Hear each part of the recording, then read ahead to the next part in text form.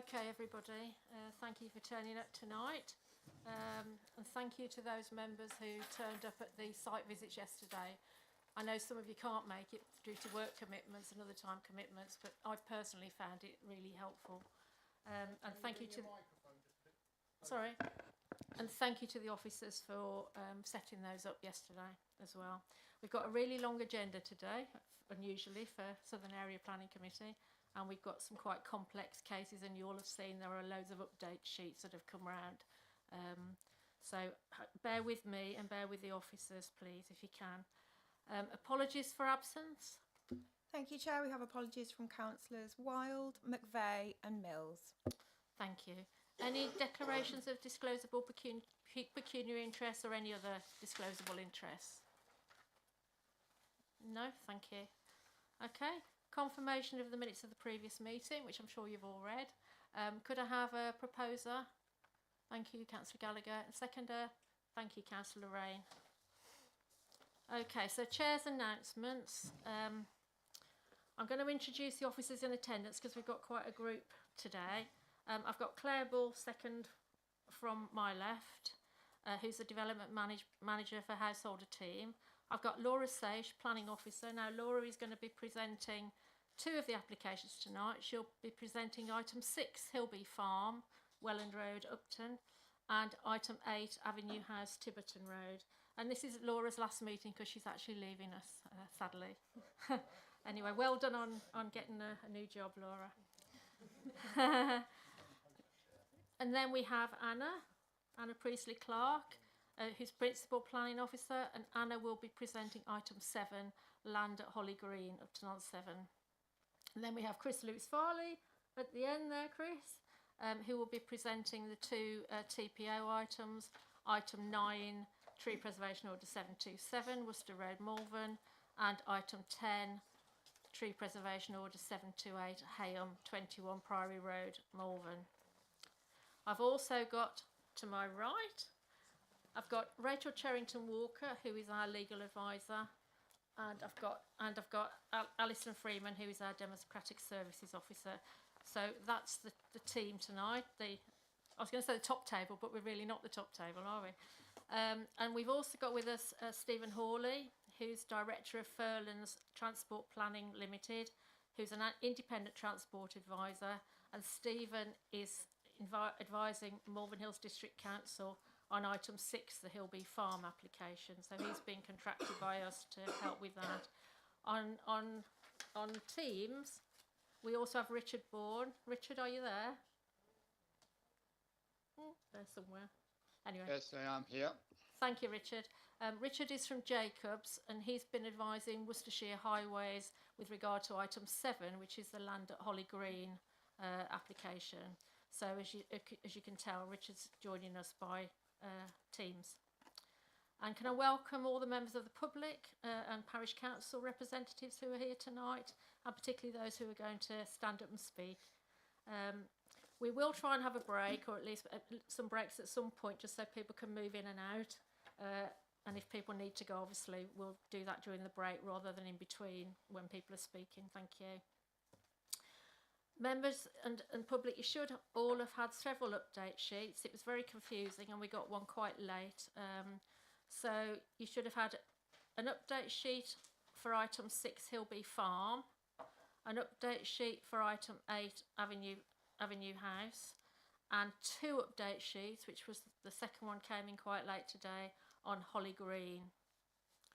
And I've asked specifically that the officers refer quite clearly to these updates today, because I don't know if the rest of you were like this, but I was trying to work out which one was which. So, thank you very much to the officers for doing all that, though, because some of it's been quite last minute. Okay, so without further ado, we'll move on to the applications.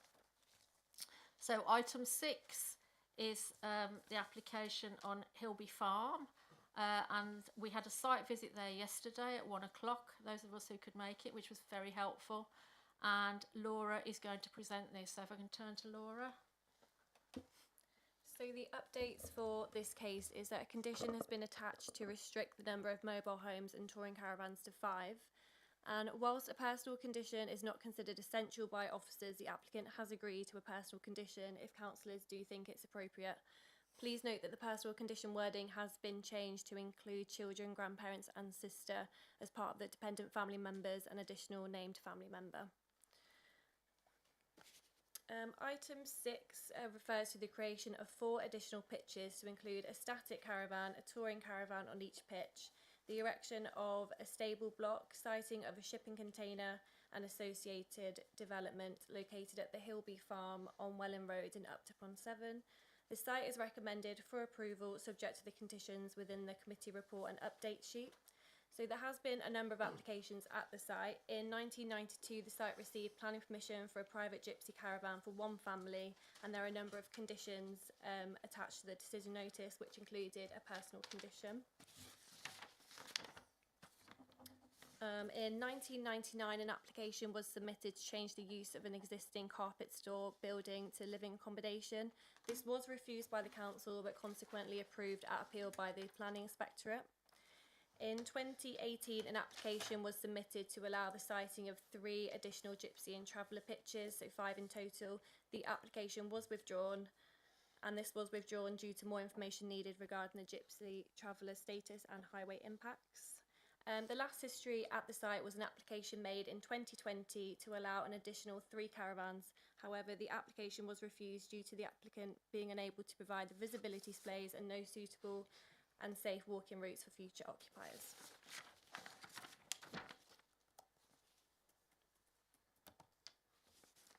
Okay, the site is located outside of the defined development boundary, approximately 1,500 metres as the crow flies from the development boundary of Upton.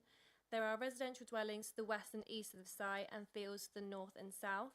The Welland Road runs directly to the north of the site, and it's noted that the site is not located within a conservation area or national landscape. The site includes an existing bungalow for residential use and a caravan, which you can see on the plan. And here we have an aerial image of the site. So here we have the proposed site plan, which shows the existing bungalow, the existing mobile home labelled as pitch 1. Pitch 2 is located closest to the shared boundary on the west side of the site. Pitches 3, 4 and 5 are located in the middle of the site with space for a touring caravan each, and the stables is located to the east side of the site. The container ship is located to the southwest of the site with fencing also around the site. So here we have the elevations of the stables, which are retrospective. So we have some site photographs here which show the existing bungalow and the caravan on site.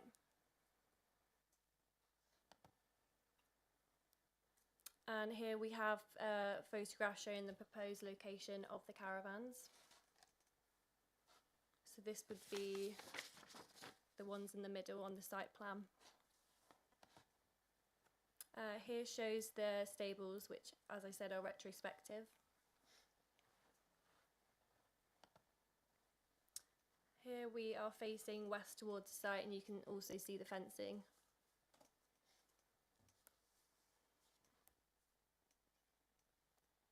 And here is also the fencing, and that's where pitch 2 will be located, closest to the west side of the site. And here is the photograph showing the entrance to the application site. That's the presentation. Thank you. Okay, thank you, Laura. I'll turn to the Parish Council representative now. We have Councillor Henry Ross, who I gather is from Upton Town Council, and I think you're the clerk, aren't you? Yeah. No, the councillor. Yeah. She's a councillor. Oh, councillor, not clerk. Says clerk out on my papers. No, I'm definitely a councillor. Well, they've got it's wrong then because it says clerk out. Okay. But anyway, either way, thank you for turning up. You know, you've got 3 minutes. Yeah, that's Thank fine. you. Thank you. Upton-upon-Severn Town Council does not consider the site suitable for expansion and therefore objects to the application. The addition of further mobile homes and touring caravans on this site would be overdevelopment of the space available.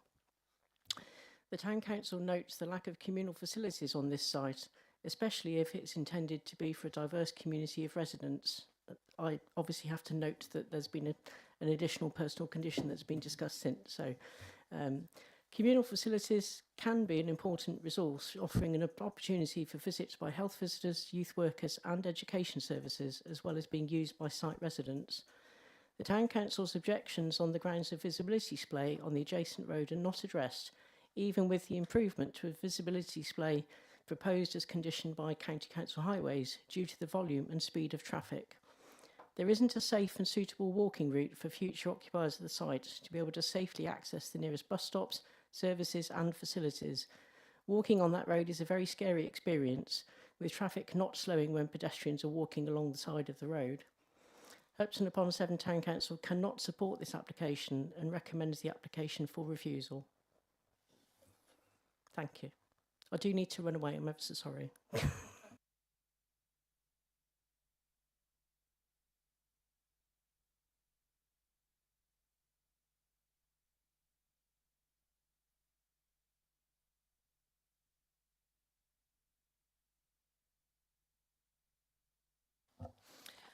I speak on behalf of the residents of Westbank, who will undoubtedly be directly and detrimentally affected by the granting of the application in question. The proposed development site directly borders Westbank. Indeed, the site is above and overlooks our community. Any such development would dominate the adjoining properties and the 6 families who have lived there for many years. Prior to any applications being granted, there have been repeated and documented incidents over those many years. This includes the dumping of rubbish, excess noise, verbal abuse, threatening behaviour, and criminal damage. These incidents are not hearsay and have all been reported to the local authorities. It should be added that it is not just the Westbank residents who have reported such behaviour, but other local residents too, and on all sides of the proposed development. I refer the councillors to the many corroborating comments on the application website. These issues have impacted the quality of life for residents at Westbank. Our justifiable fear is that these antisocial activities will escalate proportionally with the granting of the application for further pitches. Indeed, if the maximum allowed, 32 additional people move to the site and the problems increase in proportion, it is very hard to see how any of the existing Westbank residents would wish to remain. It is for this exact reason that relevant guidance is, and I quote, "New traveller site development in open countryside that is away from existing settlements should be very strictly limited, and that any sites in rural areas should respect the scale of and not dominate the nearest settled community." Whilst we at Westbank may not be administratively classified as a settled community, I think the councillors would agree that our objections meet the spirit of this guidance.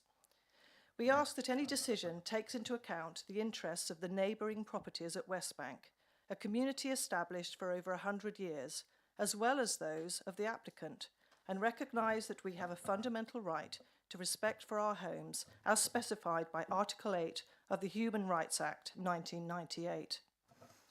Malvern Hills District Council planning have resolutely refused over the course of 15 years to enforce any planning restrictions in regard to this site, and, once again, seem determined to ignore the democratic wishes of the local community and continue to discriminate against them, whilst at the same time naively trusting what has been put before them. We therefore ask you to vote against this application. Thank you. Thank you, Kay. Could I invite Ruth Munns now to come up and speak, please? And Ruth, you're a planning consultant, Ruston Planning, and you're acting for the applicant. Thank you.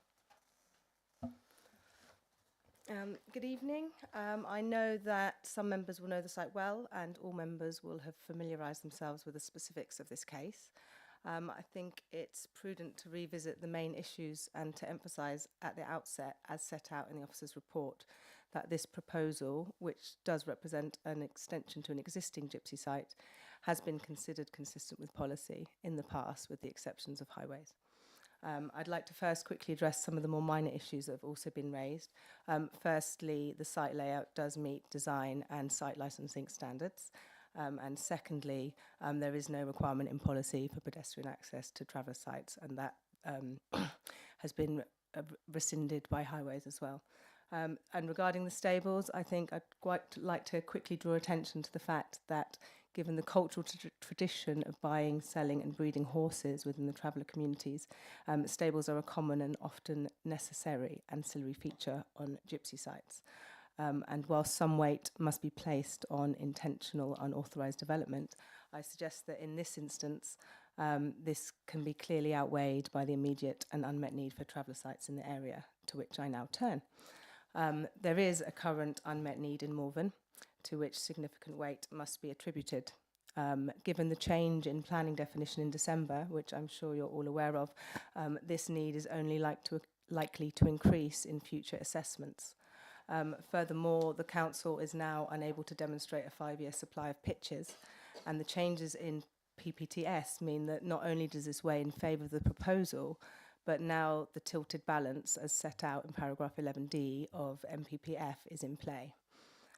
However, I feel the central issue of this case is clearly that the site has already been found to be suitable, not only for use as a gypsy and traveller site, but also for additional pitches, if the highway concerns are overcome. That was both through consideration allocations and also in the previous applications. As such, both the council and the applicant's highway consultant have worked incredibly hard to ensure that this matter has been robustly addressed, and it will be clear to anyone who's had the perseverance to read through the multiple highways reports that when assessed using the appropriate standards, the site is able to demonstrate the required visibility displays for the proposed use, and as such, the access must be considered to be safe. Therefore, taking into account the officer's recommendations and the principle of development, and that the principle of development has previously been accepted, I'd invite you to grant permission today and provide some much needed gypsy pitches. These will provide a home not only for the Finney brothers and their family, but they will contribute to ensuring that the council is able to demonstrate a 5-year supply of pitches in the future. Thank you. Thank you for your time. Thank you, Ruth. Okay, so I'll now turn to the ward members, and just to reiterate, we do have Stephen Hawley here today. Stephen's at the front here, who is a transport consultant who has been contracted by Malvern Hills District Council to answer any highway questions. So, who wants to go first? Councillor Allen. Thank you. Okay, good evening, Council. Good evening, everybody. Can I thank the officers for their report, and thank you for those who have come to speak and listen. We visited the site yesterday. I thought it was very smart, and to some ways, as it is now, well laid out. I do personally have some concerns that 4 additional pitches are too many for the size of the plot. But I do acknowledge that Malvern Hills District Council have a shortfall of 2 pitches below the minimum 5-year pitch supply. Therefore, it's quite obvious that 4 pitches are not required. 2 are, but we can't say that 4 are needed at the moment. In fact, if there was only 2 pitches in the application, I would begin to struggle to find reasons to reject it. I do have grave concerns about the road on the A4104. It's fine for highways to say it's safe. Is it that safe? Would you want your children walking along that busy A road when it's twilight, or the early in the morning with the sunlight glaring in the driver's eyes? I don't know. I would very worry about it. And I've walked down from Tunnel Hill to there looking at drainage as part of my county council work. It is frightening as cars and lorries whiz past you, and I don't think it's something that I would want to put any child through, to be quite honest. I have concerns about the stable block, not with the stable block itself, because you have to say it's smart. It looks good.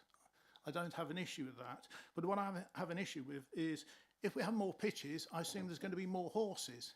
Where are those horses going to graze? There isn't enough land there to graze. I'm not a horse expert, but I can't see there's enough land there to graze. So the horses have got to be taken somewhere else, which means that as you come out of this road, if you're having to turn left, it's a really nasty, tight left-hand turn.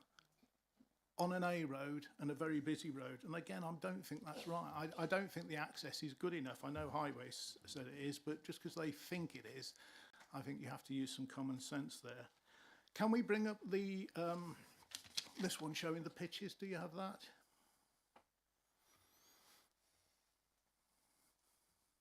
Okay. I have issues mainly with pitch 2 because it is so close to the neighbours and the shipping container. And again, if they weren't there and the shipping container was moved in place of pitch 4, so we lost 2 pitches, again, to perhaps give some guidance to the applicant, should this be refused, I would be more comfortable with it because there would be more of a gap away from neighbouring residents who are also entitled to have freedom of their own home. The Policy South Worcestershire Development Plan 2 requires new development to be located in sustainable locations, thereby reducing the need to travel by private car. And I have concerns that this may not be a sustainable location. In the officer's report, the officer states it is noted that the site lacks surface footpaths, street lighting along the A4104 and bus stops, which means occupiers are not able to safely use sustainable modes of transport to access services. Now, the officers raised this as a concern. It is in policy SWDP2, so I think looking at that, I fear that this application is purely just overdevelopment, I'm afraid. I will reserve my right to speak at the end of the debate. I may have questions to ask during the debate, and I will listen to members to hear what they have to say before I make my own mind up. Thank you. Thank you, Councillor Allen. Councillor Owenson, do you have something to add? I do. I agree a lot with what Councillor Allen has said. I mean, all the traffic there coming in and out to the pitches is going to go past the kiddies' play area, and that to me doesn't strike me as a very good design feature. But can we go back one more slide to see the aerial view? Because I did have a look back at the planning applications on this one, and my understanding is that the container actually is to do with, or was approved on the basis of a carpet business. Is that correct?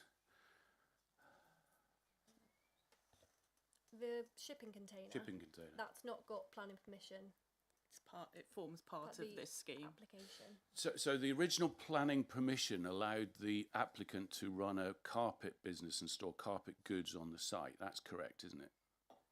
Yeah. Because when I saw this and saw FPC scaffolding, I thought, well, that doesn't sound like a carpet business. So I Googled it, and it's a scaffolding business, and its address is Unit 1 Hilby Farm. So my expectation is that is a business operating from the Hilby Farm site, and probably that's what's contained in the shipping container. Does the officer want to say anything on that? Well, in 2021, there was an enforcement inquiry about unauthorised commercial activities and vehicles on site, and the enforcement officer confirmed there was no breach of planning control at that time when they visited in 2021. Yeah, the details submitted with the application suggest that the container is going to be used as a shed, really, for the occupiers of the site. A business use doesn't form part of the proposal before us, so we cannot consider that at this time, but we could ask enforcement to look into it if you have concerns. Well, the reason I'm labouring the point a little is because my reading of the situation as I see before me is that this is actually a mixed-use site. It isn't solely a traveller site. So when I go to national planning rules, there are exemptions for allowing traveller sites in the rural area, but it's very clear in the national planning rules that you cannot have a mixed site in a rural area. So I really do need clarification. Is this a mixed-use site which includes travellers or not? And if we did approve this, we would need to ensure there's a strong condition that says this cannot be used and it needs to be demonstrated that it's not being used as a mixed site, because Google Maps don't lie, websites don't lie. There is a business operating from that premise. We can only go on the information available to us. It has been looked at by enforcement in the past. We could ask enforcement to look at it again, but as I said before, we have to consider the application as it is before us, which is for the use as a traveller site without any business use. Could we put a condition on there that enforces that? I don't think it would be wise to do that, because any commercial use of the site would need consent in its own consent, which couldn't be achieved if you put a variation of conditions in to try and remove that condition. You're introducing a new use, and that's something that needs planning permission in its own right, rather than being allowed through a variation. If there is a breach, there's a breach, and we would enforce. So we shouldn't need a condition to stop a breach. We can look into that following this, but yeah, unfortunately, that's the way the system works. Okay, done, Jeremy. Okay, I'll open it up to other members then, please. Councillor Bennett. This site, I remember when I was on Upton Town Council, has come up time and time and time again. I have to say, I'm not very impressed with the assessment of the number of traveller sites in our area, because I can see, even driving down the road between Pershore and Upton, a whole series of sites that were given permission as holiday homes that are now traveller sites. There's no question about that. To local people, you are far behind the curve on this, and therefore, you know, there should be some proper survey. I was on JAP and I went through all of these assessments, and I have to say the actual state of things on the ground is not being assessed properly, and these things are going by the way. I remember somebody coming to this committee about 15 years ago and saying that they were not going to go away and things were going to come back time and time and time again, and they have done. And this council not being ready to deal with all of those things over the years is just extraordinary as far as I'm concerned. As far as this is concerned, this particular application, I totally agree with the issue of the mobile home being closest to West Bank. That one is above those houses and should not have been part of this application under any circumstances. In terms of there being a temporary container when you've got permanent structures everywhere else as well, how that is acceptable, I just do not know. So for those reasons alone, I think people should really consider whether this is an acceptable application, let alone the fact that in every single application I remember in the past, the road and the pedestrian access to facilities was a major consideration, and we refused it on that basis in the past. Why has that changed? Because the situation hasn't changed.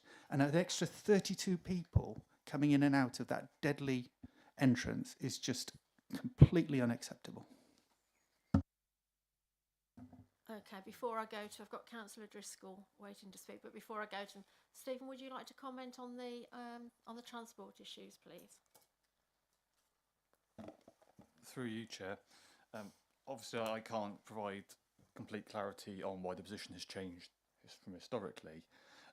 What I can advise is, having looked at this against the current national design standards, and also having looked at the other evidence that exists, for example, historic accident records, and looking at the trip generation, and basically acid testing against the tests to ensure that in the event of an appeal, it would be robust. My conclusion and recommendation to you is that the access actually is suitable as it stands, and there actually isn't conflict between those users, and ultimately there isn't evidence to take it to a different position. I'm happy to give very detailed answers if members have specific points within that, but ultimately when you wrap it all into one, The position is that we have speed data, we have understanding of accident data, we have an understanding of trip generation, and we have an existing access that's operated for some time with nothing to suggest it isn't necessarily unsafe. I think that's what I want to say for the moment. Thank you, Chair. Thank you, Stephen. Councillor Driscoll. I think my first question has already been asked. I was going to ask about what has changed in terms of access and the highways implications. I suppose my general observation, looking at the plan there, there's undoubtedly need for more travellers' sight, but given the size of that site and the number of proposed mobile homes, it does strike me as overly dense. And I too share the concerns about the impact of the mobile home right at the west there, which abuts residents' properties. I think I would be much more supportive of this proposal if there were just a couple of additional homes to meet our needs. But to me, at the moment, this seems to be an overdevelopment of the site. I would rather get rid of the mobile home to the west and actually think more creatively around some sort of landscaping, screening between that site and the residents' properties. Just a few reflections from me. Thank you, Councillor Driscoll. Do I have anybody else wishing to speak? Councillor Gallagher? Yeah, thank you, Chair. I'm interested in the stables and the sort of looking after of horses, the welfare of the animals. How many animals would be likely to be stabled there? How would they actually be looked after? Is there grazing and exercise space for them? I don't see that. I mean, we've got the density there, but there doesn't appear to be any space other than the stables for the horses. So there'll be no exercise space. And how many horses are there? So in the stables, there's 2 tack rooms and 2 stables. The applicant does have land which is 2 miles from the site, which is where the horses mostly are, if that's correct. And then there is a little bit of land on the site plan for the horses, but they will mostly be on the land which is 2 miles from the site and brought back. Okay, thank you. Councillor Nielsen. Thank you very much. I hear the concerns of fellow councillors about the sort of overdevelopment of this site and the request perhaps to look at perhaps 2 mobile homes as opposed to 4. And I just wonder if you could give us sort of some material reasons, grounds on which to consider that as a planning committee. Thank you. Thank you. So firstly, I would say that whilst we do have a shortfall of just 2 pitches, this requirement is a minimum, and as the speaker said, the definition of gypsy travellers has changed recently, which will affect our need to provide more sites going forward. And also as part of our plan going forward, we are expected to allow a certain number of windfall sites to meet this need. So whilst we may have a plan in adoption over the next year or so, I consider that there should always be significant weight to providing these kind of sites. The other question was... I was just wondering what material grounds we could have for reducing to 2. I think that you have mentioned overdevelopment of the site, and whilst as it does meet the measurements as set out in the planning policy for traveller sites legislation, it would be difficult to refuse that on overdevelopment alone. However, you may wish to consider the proximity to the neighbours and the intensification of use of the site and the associated impacts that would have on the amenity of the neighbours in terms of noise and disturbance. So that is a material consideration. Thank you. Councillor Owenson. Yeah, I would like to add that I strongly feel that there is a cause to refuse this on the grounds that it is a prima facie mixed-use site. I'm looking back at the website and says, welcome to our headquarters just outside Upton. So it is definitely a mixed-use site. And on that basis, it wouldn't pass muster under National Planning Policy rules amended in December 24. I can give you the exact point if you want. Let me just get it. It's Policy F, Mixed Planning Use, Traveller Sites, point 21, local planning authorities should not permit mixed use on rural exception sites. So I think that is prima facie grounds to refuse this. And that came in December 24. Because they're not applying for a mixed use, we're not determining a mixed use on the site. They're seeking to regularise the works that have been undertaken, such as the stables and the fencing, and they're seeking consent for more pitches. They're not seeking consent for any commercial uses. So to refuse something that's not been applied for would put us in a difficult position. It's a prima facie fact. It's a fact that the site is a mixed-use site.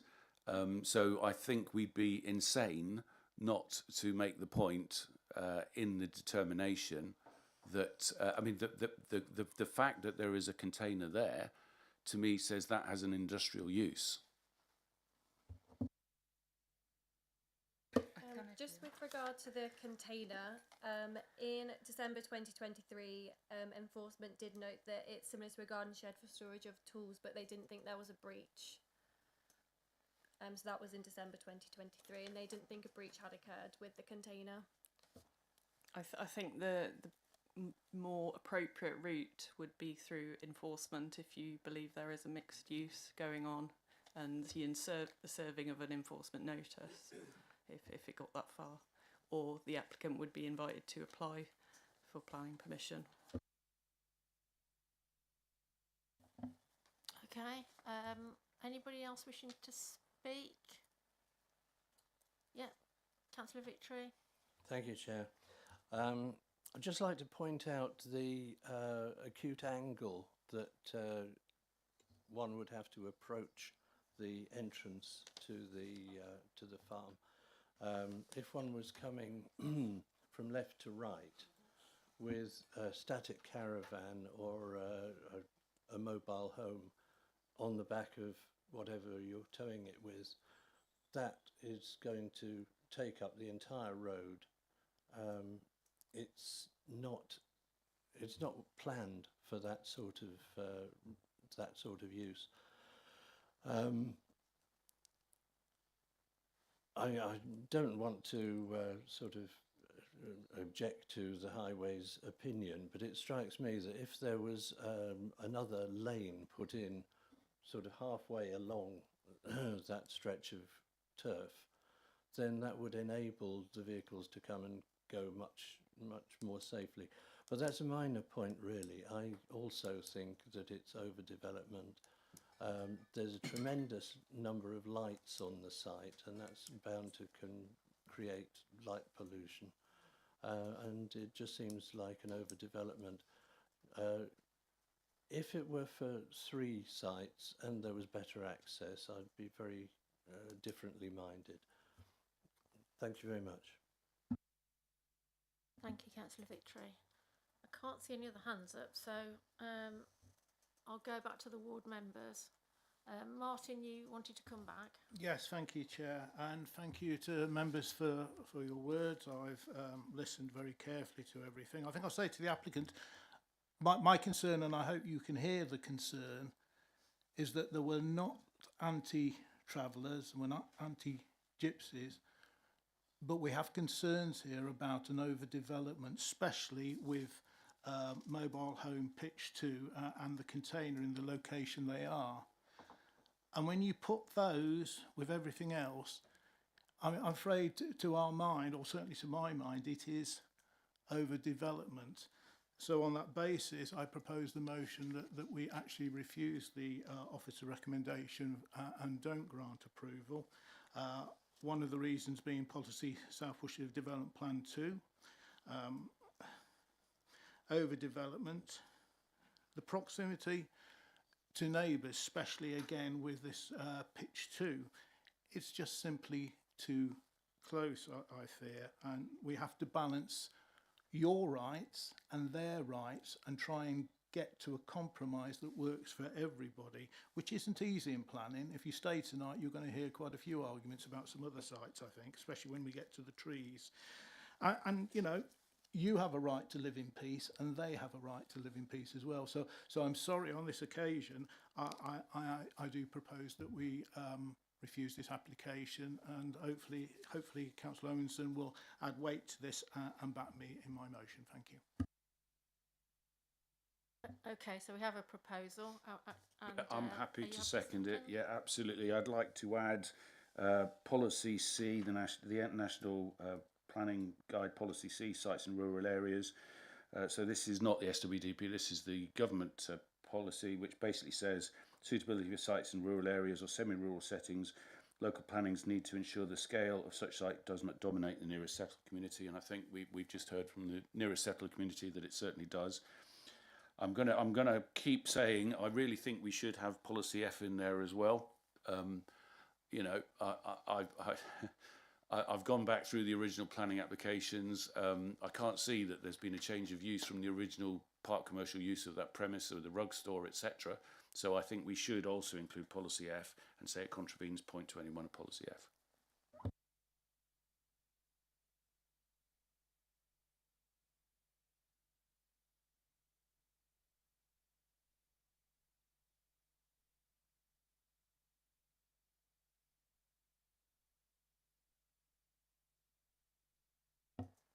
Just to reiterate, I really don't think we could reasonably refuse an application on the basis of something that is not being proposed.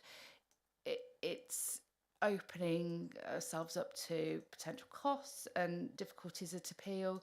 I think we need to stick to the facts, what's been put before us, and as Claire said, if there are concerns about the existing use of the site, not what's being proposed in this application, then we can deal with that through the relevant legislation and powers that the enforcement team have. But I would recommend not including that in a reason for refusal on what's before you now.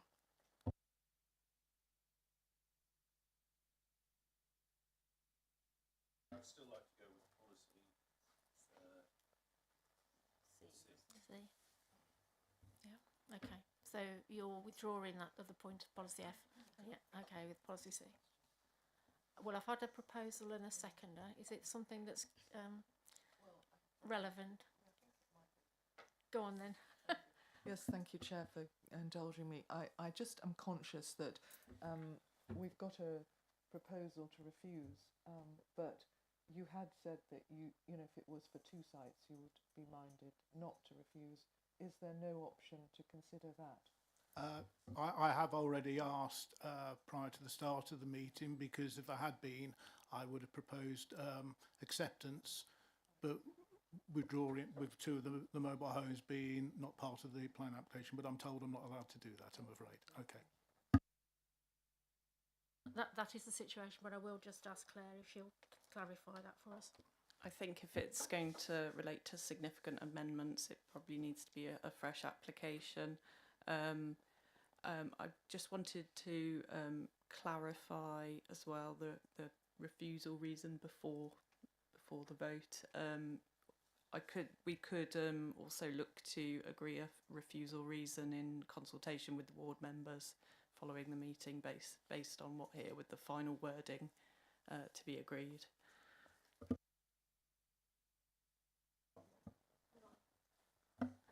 Could I ask the ward members for a view on that, please? Yeah, I'll accept that. Okay, so we'd be happy to go forward on that basis. Refusal of the current application on grounds of overdevelopment. I'm going to turn to Claire in a minute to make sure this is right.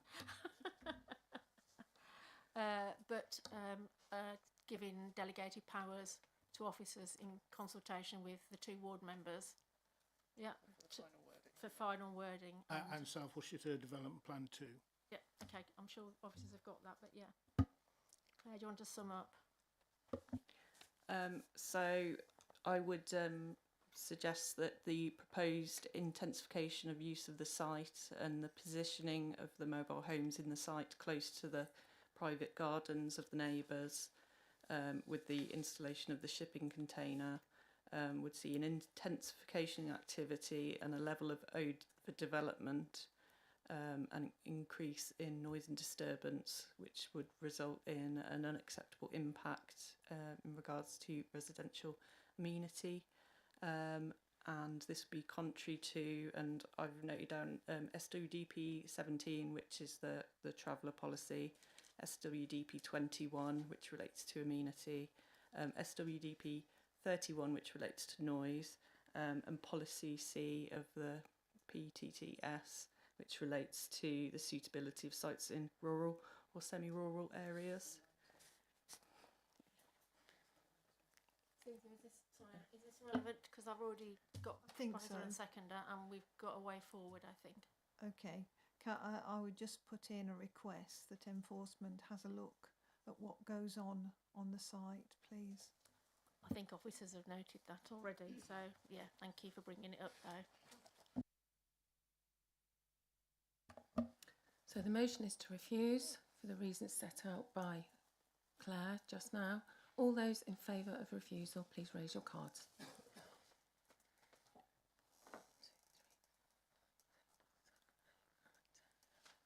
That's 12 in favour of refusal. That's unanimous, Chair. Okay, so thank you for that. If people want to leave the room now, I'll allow.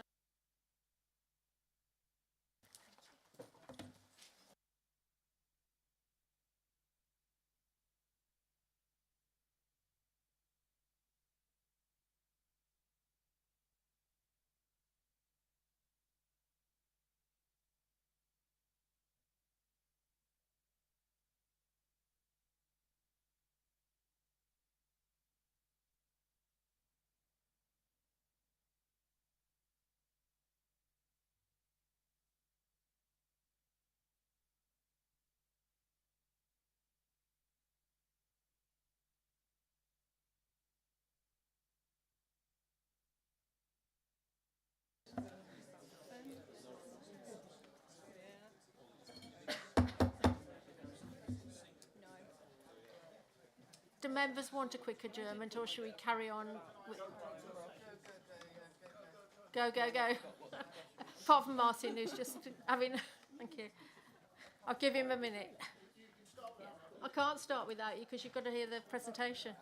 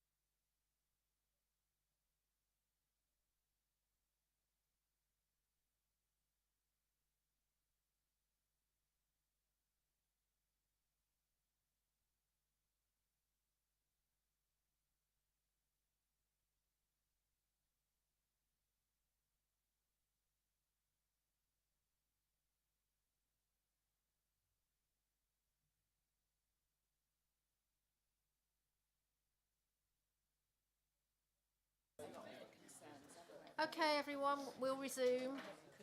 Thank you very much for your patience. Okay, so we're on item 7 now, which is Holly Green, the application for 27 houses, and I think Anna is going to present on this one. Thank you, Chair. This is an outline application with all matters reserved for a residential development of up to 27 dwellings, including 11 affordable houses, a community shop, as well as associated public open space, play space, landscaping and sustainable urban drainage system. I'm just going to draw your attention to the update sheets because there's been quite a few updates on this one since the publication of the report. So the first one published on Monday was following some queries raised by a local member regarding the transport statement and whether it was suitable in relation to the proposed community shop. There's been, as you will have hopefully seen, some comments provided by the Highways Authority consultant just confirming that why they've taken the view they have and just confirming that the supporting information, including the transport statement, is considered to be reasonable and that there's not considered to be any significant detrimental impacts in terms of highways in this instance to justify any recommendation of refusal. More recently this morning and following the committee site visit yesterday, I've had late comments from the Conservation Officer, and I'm just going to read out the main section of those because I'm guessing a lot of you won't have had a chance to see those yet.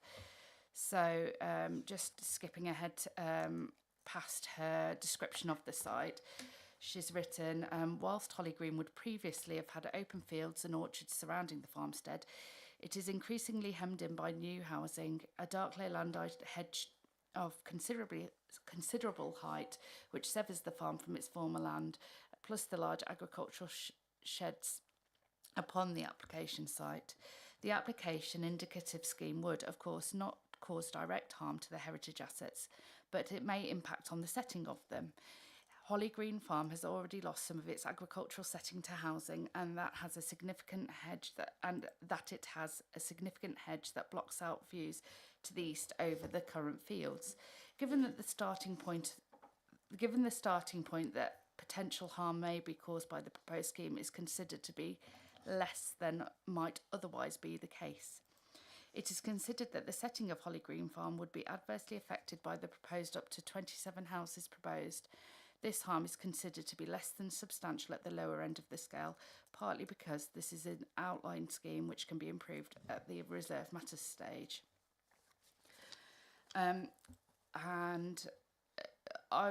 She's gone on to talk about the other listed buildings and just conclude there won't be impacts on those.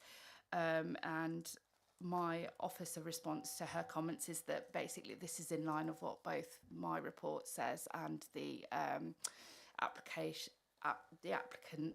heritage statement that was submitted with the application. We've all identified less than substantial harm to heritage assets on the lower end of the scale. So there's no change to any of my own conclusions or recommendations on that matter. In terms of conditions, a couple of matters were raised at the committee site visit. One was to do with the delivery of the community shop and concerns that there need to be a timing condition on that. I have recommended a condition in the update sheet saying prior to the first occupation of any dwelling house, the community shop and a parking area shall be completed in full. I have had a response from the applicant's agent today just requesting that that could be prior to the occupation of the first 50% of the dwellings hereby permitted, just to ensure that the viability of the delivery. So the recommendation I put to you is that we go with the 50%. And then, apologies, lots of updates. Also on site, the matter of relocating the speed limit change point to a new position further to the east was raised. This was included in the highway comments, and I think it was perceived in their comments that they could potentially deal with that at the reserve matter stage, but it would need to be included in a section 106 in the outline. So I have a new comment from Highways just confirming what would be required, and I am recommending that the financial obligation for the speed limit change point is included in the recommended Section 106 obligations, and that this would be reasonable.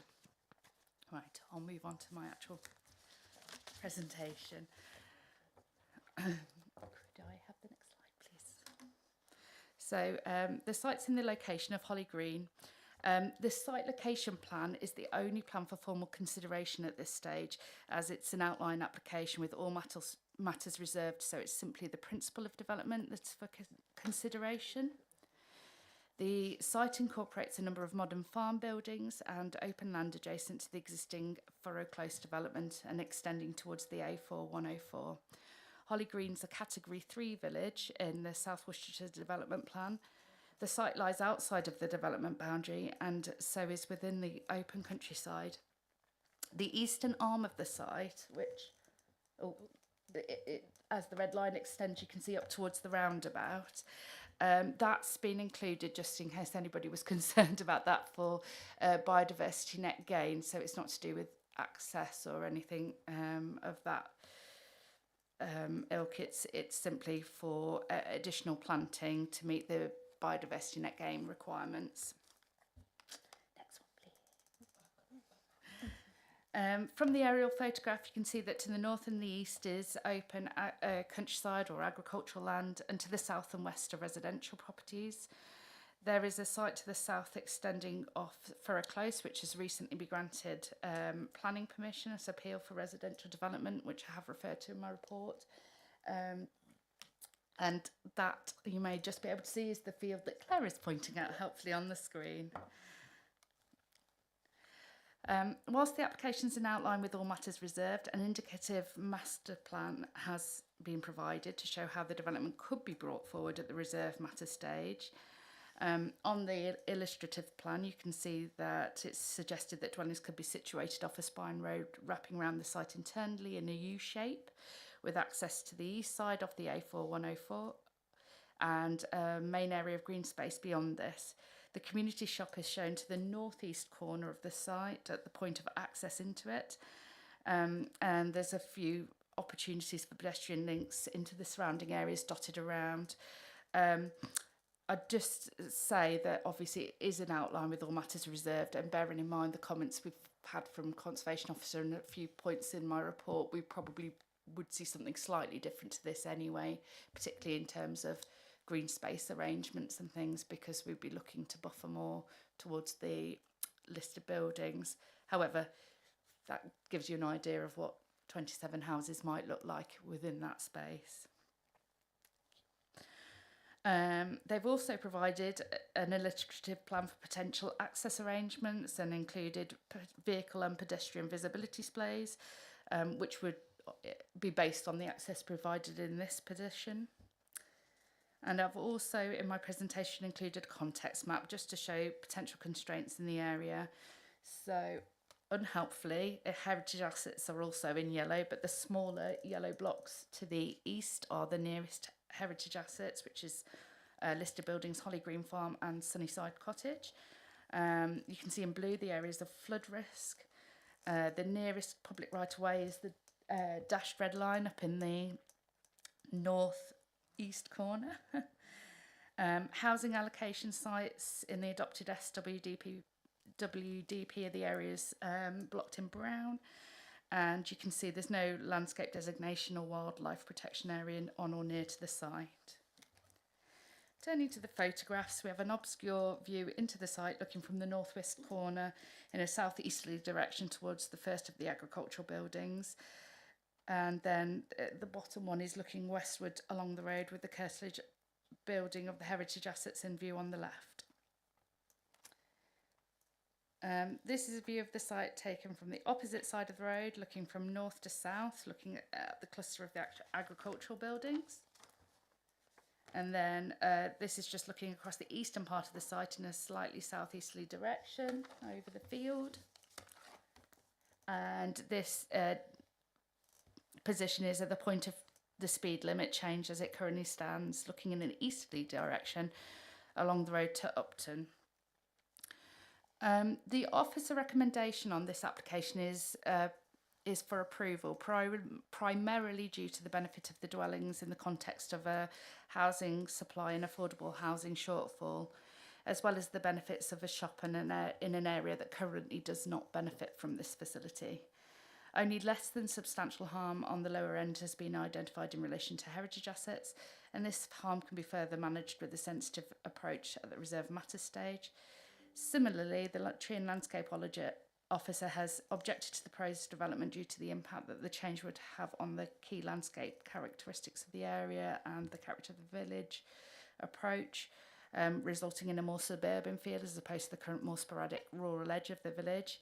Whilst some level of harm is acknowledged by your officers, it's not considered that this harm is so significant that it would meet the test of substantially and demonstrably outweighing the identified benefits of the scheme as at paragraph 11D of the MPPF. Officers are therefore recommending approval, subject to conditions and obligations as set out in your officer's report and the update sheets, and as per my verbal update at the start of this presentation. Thank you. Thank you, Anna, and thank you for going through the explanation with regard to the Conservation Officer's comments and also picking up on highways. Okay, so I've got Parish Council representative, Councillor Maggie Davis. Maggie, would you like to go up and speak?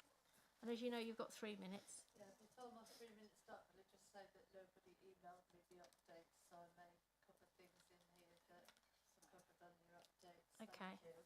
Would have been really nice to have them sent to me. Thank you. Okay, so I'm just going to start my own clock to help me. Ryle and Horry Green are two distinct villages that form part of a collection of villages in a rural parish of Ripple. They are not, as stated in some of the available documents, a gateway to Upton-on-Severn. As a Ripple Parish Council, we're pleased to support our rural community and are proud of its unique character. As such, we're concerned that this development is not in keeping with the nature of the surrounding area. This application is not in keeping with policy SWDP 21, environmental protection, notably design. This requires a development to integrate effectively into its surroundings in terms of form and function and reinforce local distinctiveness. This urbanisation of a rural area certainly does not meet the criteria. The Landscape Officer's report indicates that this application is not sympathetic to the local character. Ripple Parish Council believe that this application is in direct conflict with policy SWDP 25 landscape character. In a very recent report, the Conservation Officer noted the two listed buildings lying in proximity to the site. The surrounding fields are open countryside, currently farmed. There's a rich biodiversity locally, including toads which are helped across the road by local volunteers, and I even saw 2 muntjac deer there on Monday.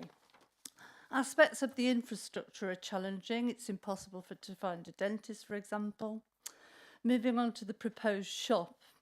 The proposed shop is a farm shop rather than a convenience store, which will attract traffic from further afield than just serving local people. The outline application is unclear and it doesn't satisfactorily explain the movement and parking arrangements of vehicles visiting the shop and what arrangements are in place for deliveries and how this will impact on parking. Other local farm shops, for example Clive's and Revels, have extensive parking and indeed provide overflow facilities at busy times. The Parish Council believes that this application should be refused or at least withdrawn and a full application, including the reserve matters, submitted so that we can see fully how the shop and traffic would operate in such a tight and small area. Should members decide to approve this application, the Parish Council requests that we make it a condition that the speed limit on the A4104 is revised down to 30 miles an hour from the Upton Marina up to past the entrance of the new site. The pedestrian access into Upton is still difficult despite the installation of pedestrian island, and in addition to safe pedestrian routes, safe cycle routes into Upton are also to be recommended. 6 seconds left. Thank you very much. Thank you, Maggie. Thank you. I apologise that you weren't notified of the updates. I don't think we would normally send them, but I have just made a note about. Yeah. Just have made a note that it might have been a good thing just to notify you that there were updates. But anyway, thank you for that. We don't have an objector from a resident or anything. So, okay, applicant's agent, Alex.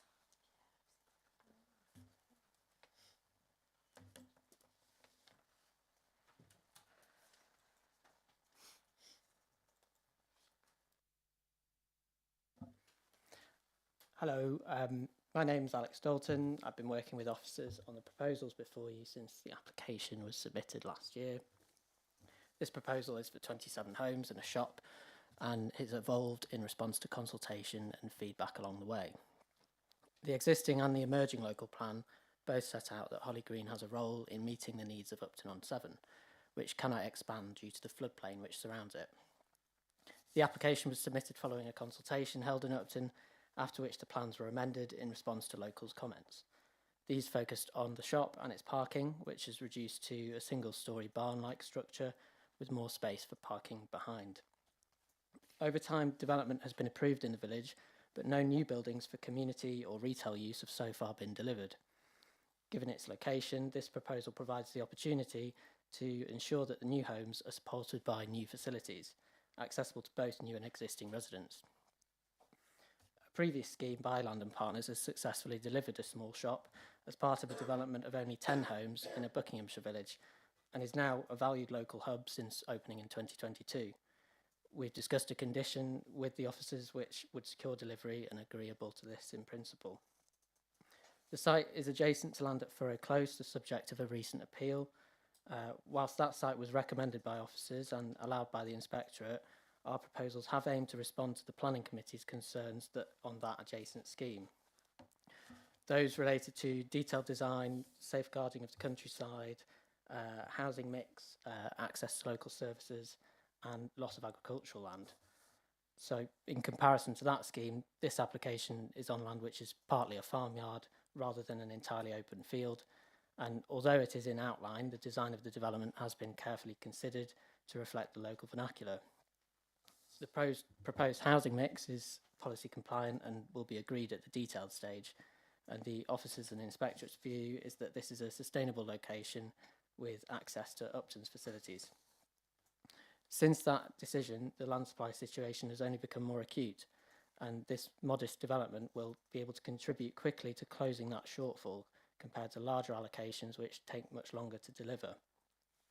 So in summary, this scheme will provide a mix of homes, 40 of which will be affordable, the community shop, as well as open space and a play area, and a significant net gain for biodiversity, and you saw the land that's been added in there to provide that.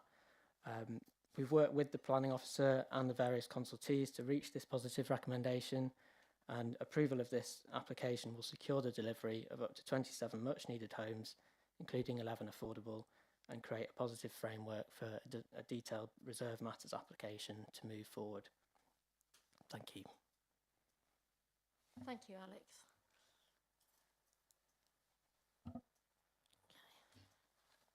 Just a reminder to members that we do have Richard Bourne on what do I call it, Teams. And he said WebEx then, I don't know why, on Teams if we do need to ask highway questions. Okay, so I'll turn to the ward members. Councillor Owenson. Thanks. So I recognise that this is an outline and there's a lot of stuff that will come back at a later planning stage. In terms of the suitability of the site for housing, I don't really think there's a lot that we could possibly say on that because we lost an appeal on the site at the back. I think the applicant did say, you know, Upton needs more homes, and it is seen that Holly Green is within walking distance. I think that's been demonstrated on many an occasion. And actually, if we do not continue to grow Upton and its surrounding area, then Upton town and the shops in the town will suffer and close. Which leads me to the problem with this application is the shop. I don't understand why somebody thought it was a good idea to put a shop here, and I'm not quite sure what the shop is because it's described in lots of different ways as a farm shop or a community shop. Community shop to me means it's a shop that's run by members of the community for the mutual benefit and not for profit. I don't think they mean that. A barn type structure says it's a farm shop, but we've got Clive's, we've got a big farm shop out at Hill Crum. And actually, in the reports around the traffic, the analysis on the traffic caused by the shop were the comparison sites were urban convenience stores. So my reading is that what we're looking for here is an urban convenience store.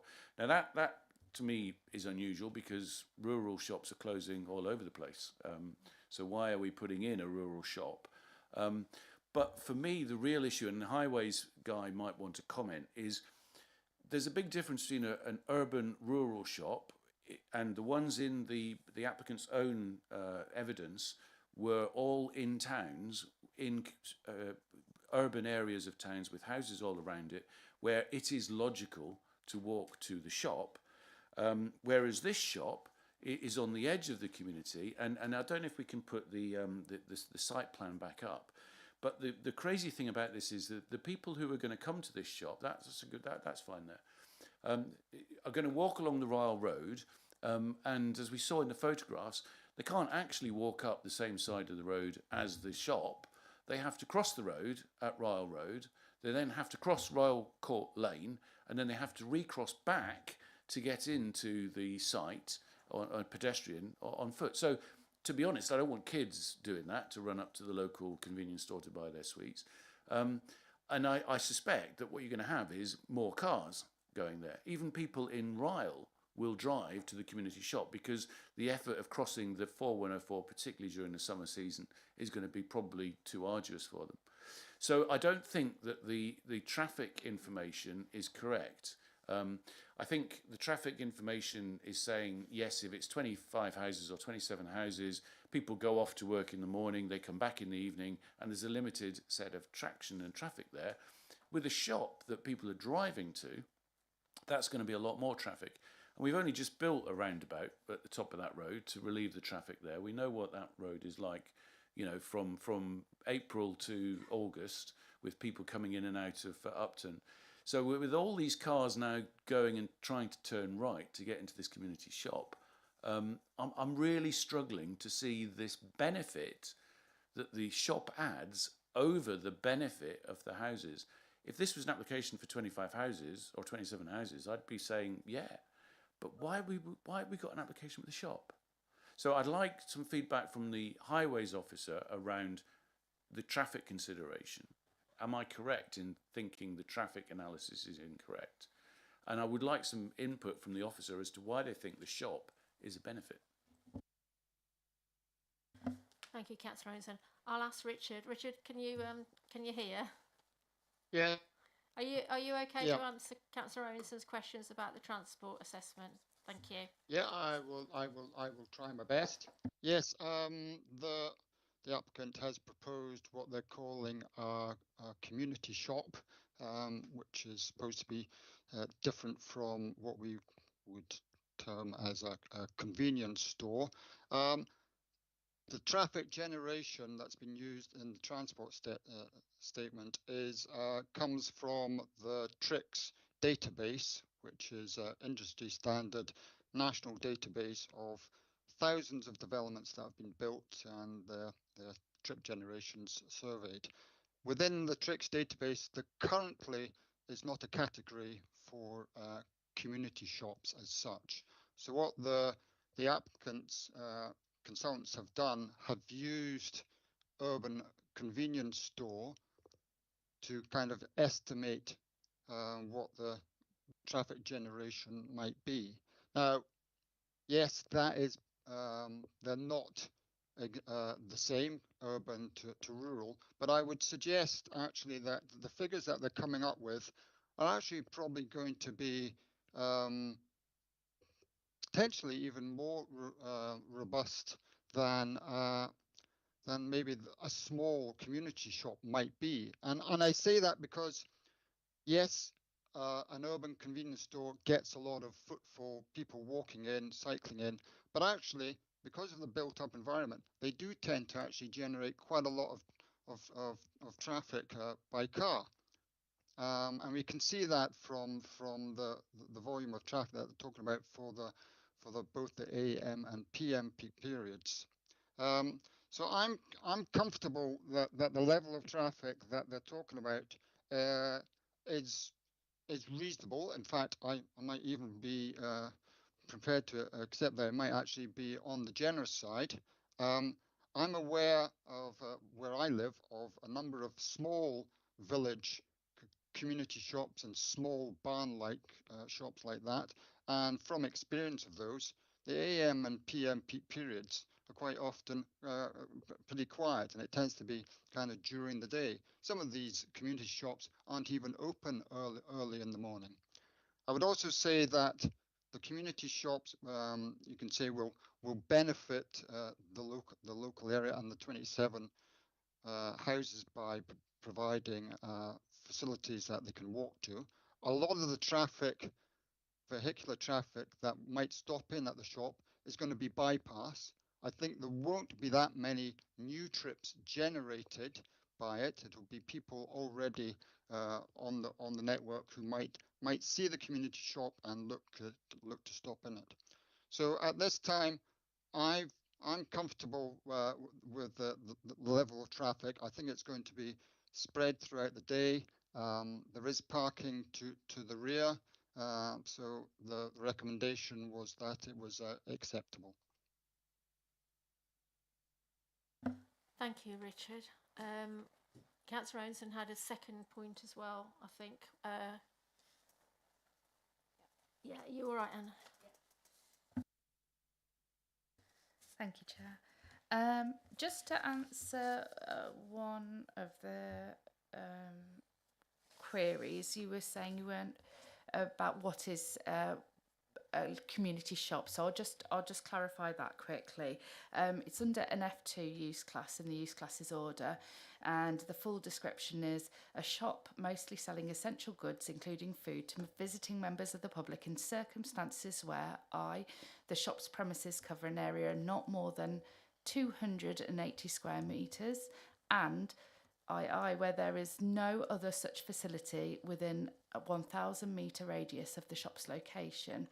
So it's really just a small shop in a rural, semi-rural community where there's no other shop within reasonable walking distance is what's being proposed. It's just a very specific type of use. In terms of the benefits of a shop, I mean, obviously there's benefits to the local residents, not just the future occupants of this site, but the surrounding community, because they will have a local facility within walking distance that they don't currently benefit from. And given the aims throughout planning policy and the government guidance to create more sustainable communities, any additional resource, any additional facility or service, be it a shop, a bus route, a school, anything that's been put in an application, can only be seen as quite a significant benefit to the scheme. That being said, I would say if this came forward without the shop in place, I mean, as the agents suggested during his statement, the shops come forward through community involvement or the community consultation that they undertook themselves. Had this come forward similar to other applications in the area for simply a scheme for, you know, up to 30 houses, my recommendation would not have altered today. It would still be on balance that I would be recommending approval. Thank you, Anna. Councillor Owenson. Just on clarifying that then, so because one of the reasons why we let people, or we have let people build houses in Holly Green is because it is effectively an extension of Upton, which to me suggests that it's within 1,000 square metres off Upton. So therefore, that wouldn't qualify this as a community shop. Is that correct? I'm just checking the figures because it's in my report somewhere. Bear with me.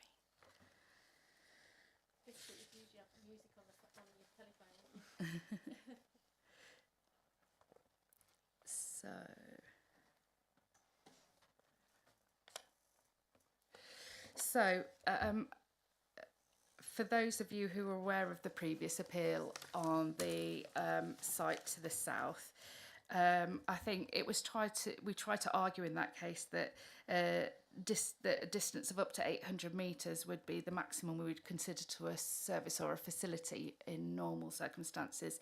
And then the inspector concluded, as they seem to be doing more and more often, that actually the Worcester County Council Streetscape Design Guide sets out that walking distance is generally considered a viable travel choice up to 2,000 metres, i.e. 25-minute walk, where short journeys are required, and that cycling has the potential to substitute for short car trips. So I don't have the exact figure with me, but I do know that it was over a kilometre to Upton and the facilities in Upton from that other site, and this is in such a similar locational distance. I think it would probably... One more go, and then I'll hand over. I mean, my point is that what you're doing is you're measuring from the site to Upton Town Centre. What people who are closer to Upton Town Centre you're saying they're going to choose the community shop. So you know the site that we lost on the appeal is to the south, which is considerably further from Upton than this particular site. The people who go and shop in Upton, and I see them every day as I drive past, walking into town, walk from Ryle Road into Upton. It's quite common for people to walk into Upton. Therefore, the idea that a community shop is where there's nothing within 1,000 metres nearby is to me, you're making it up. Not you personally, but we're suggesting there's a requirement for a community shop when everybody says to me, the purpose is that Upton is close enough to provide the shopping facilities for this town. I would be happy with just the houses. I think that the shop is going to cause traffic chaos. Can I just... That's all right. I was just going to follow on from what you've said there. A couple of things that I've just passed a quick note over to the officers. One is there was a consultation. So was there a request for a shop or support for a shop as part of that consultation? And the second one is, as this is only an outline application, even though a shop is included in the outline application, could we vary the reserve matters if we felt that the shop was not necessary? I'm not saying that's an answer, those are just questions I've asked the officers.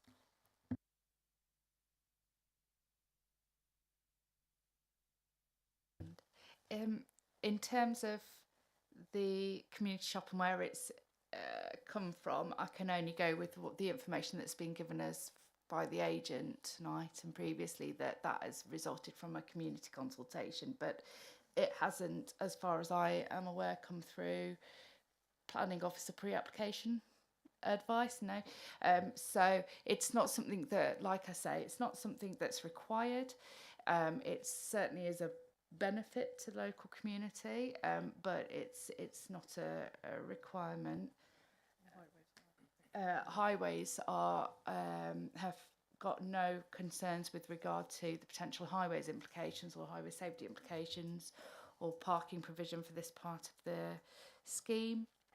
I think in terms of whether we could remove it, it forms part of the description for the development, so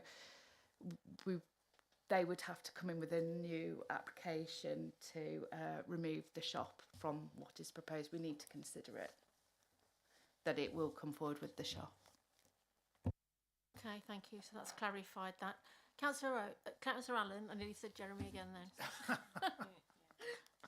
Thank you very much, Chair. Good evening again, Council, and can I thank the officers for their report. With this, I do have some concerns. I think it's important to go over them. This application appears to go against policy South Worcestershire Development Plan 21, Environment Enhancement and Protection, notably design,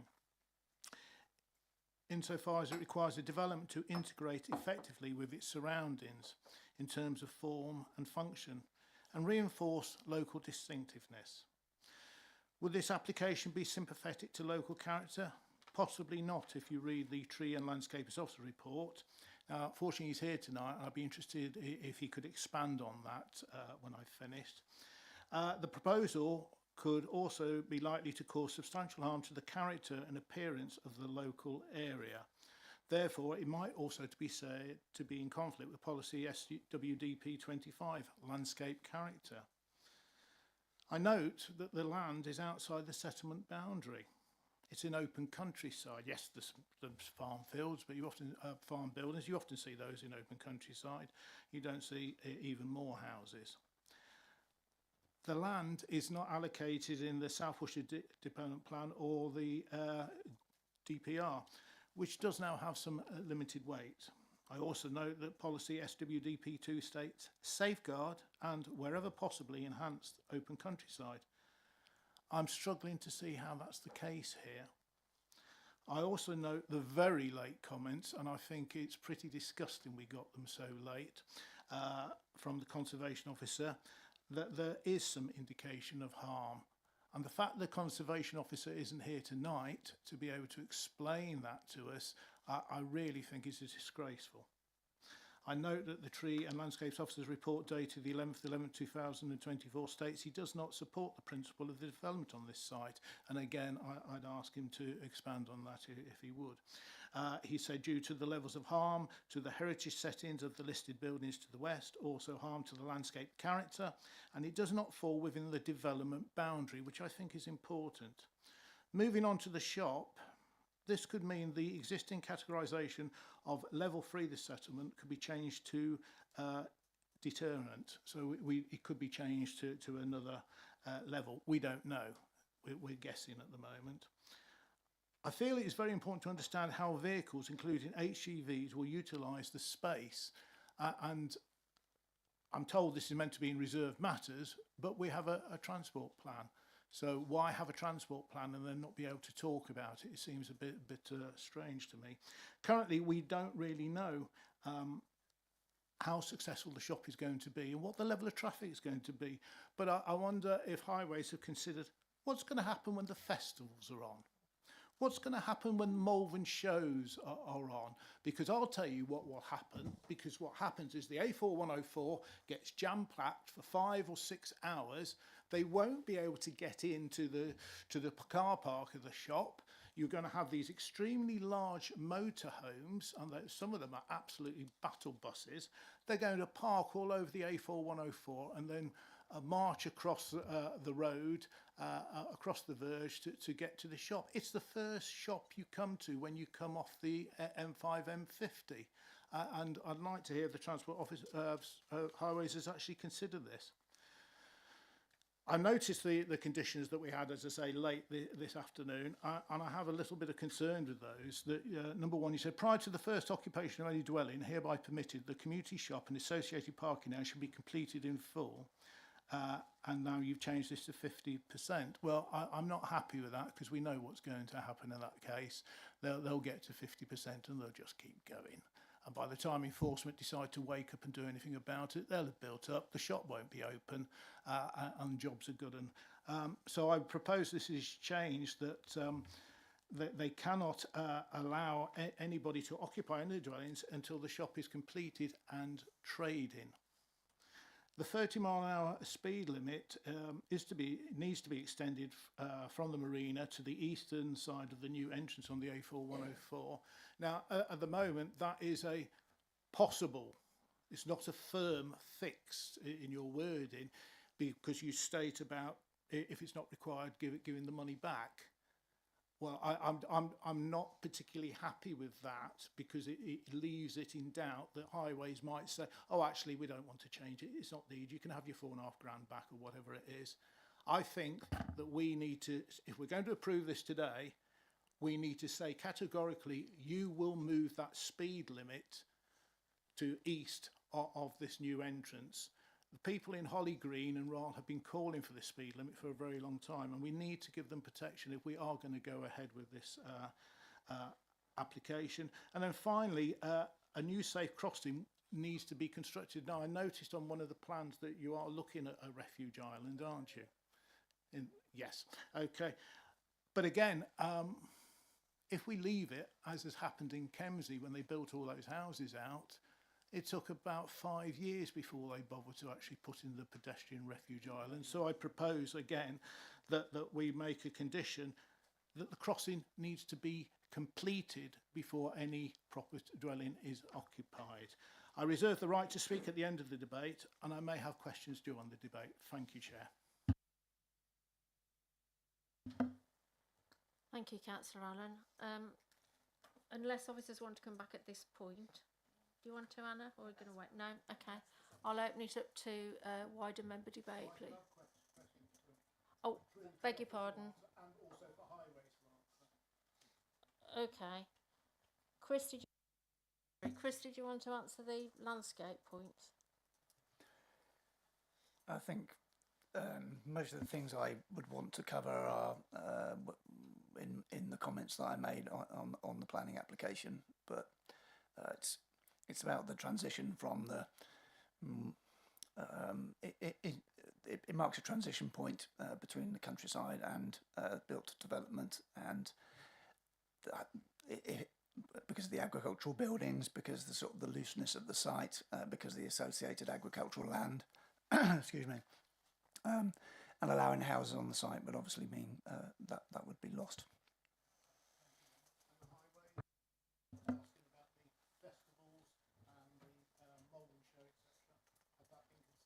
Okay, I'll see if Richard's picked those up. Bear with me a second. Did you understand and hear those questions from Councillor Allen?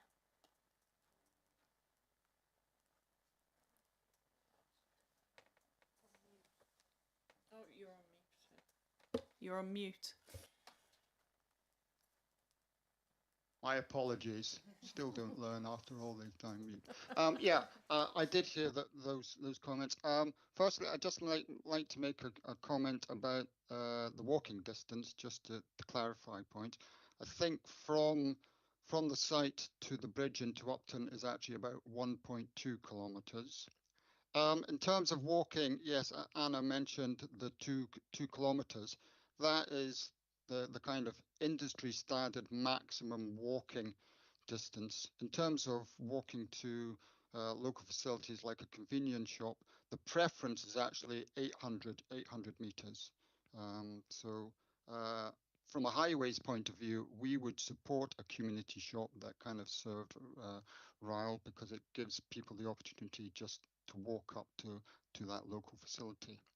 In terms of traffic generation by special events, that tends not to be something that the highways will specifically take account of when we come to things like development proposals, because they are special events and it's very difficult to cater for.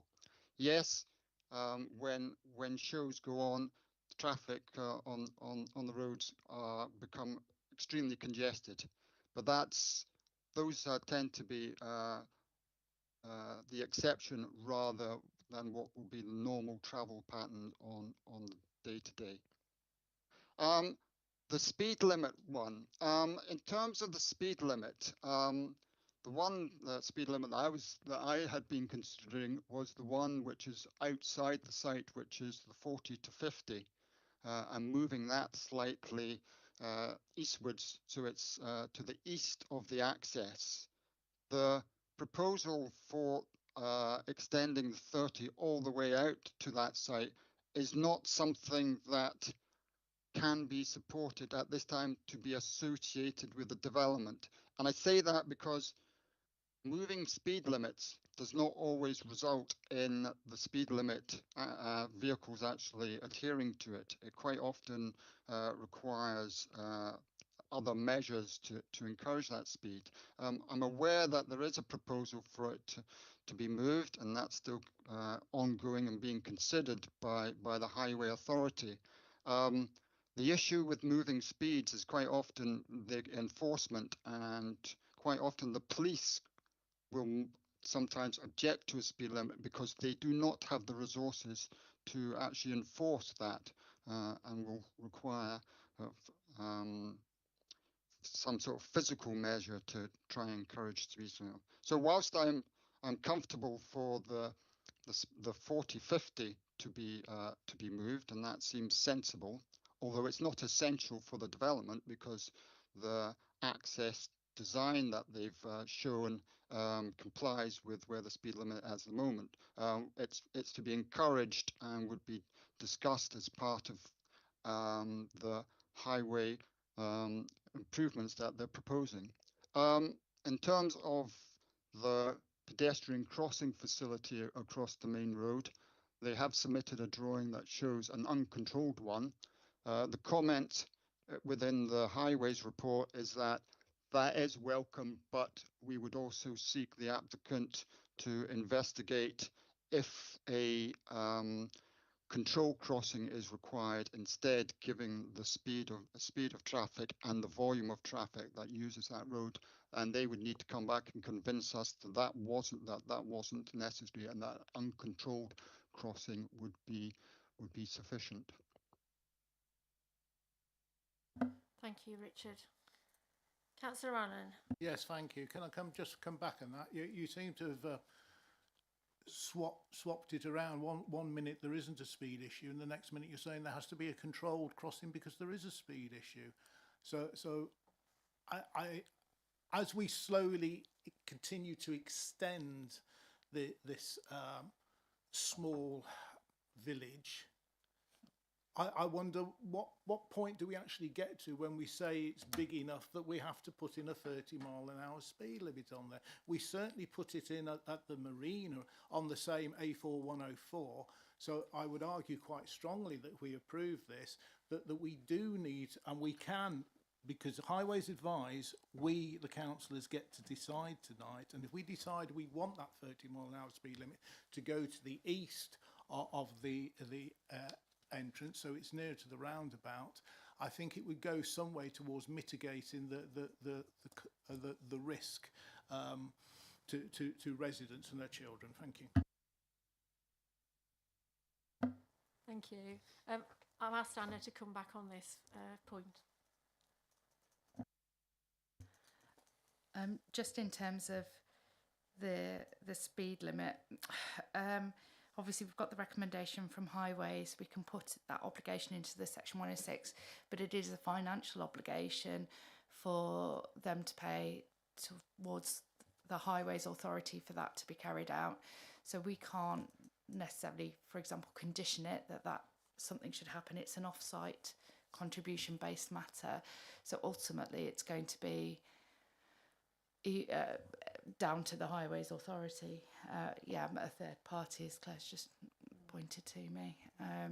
So we don't have that level of control in this application.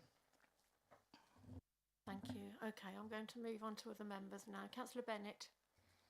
I lived in Ryle for 10 years, and believe me, a shop up there would stop having to drive all the way into Upton sometimes. Admittedly, in those days, for 2 or 3 weeks at a time, you might not be able to get to Upton because the river had kind of got in the way.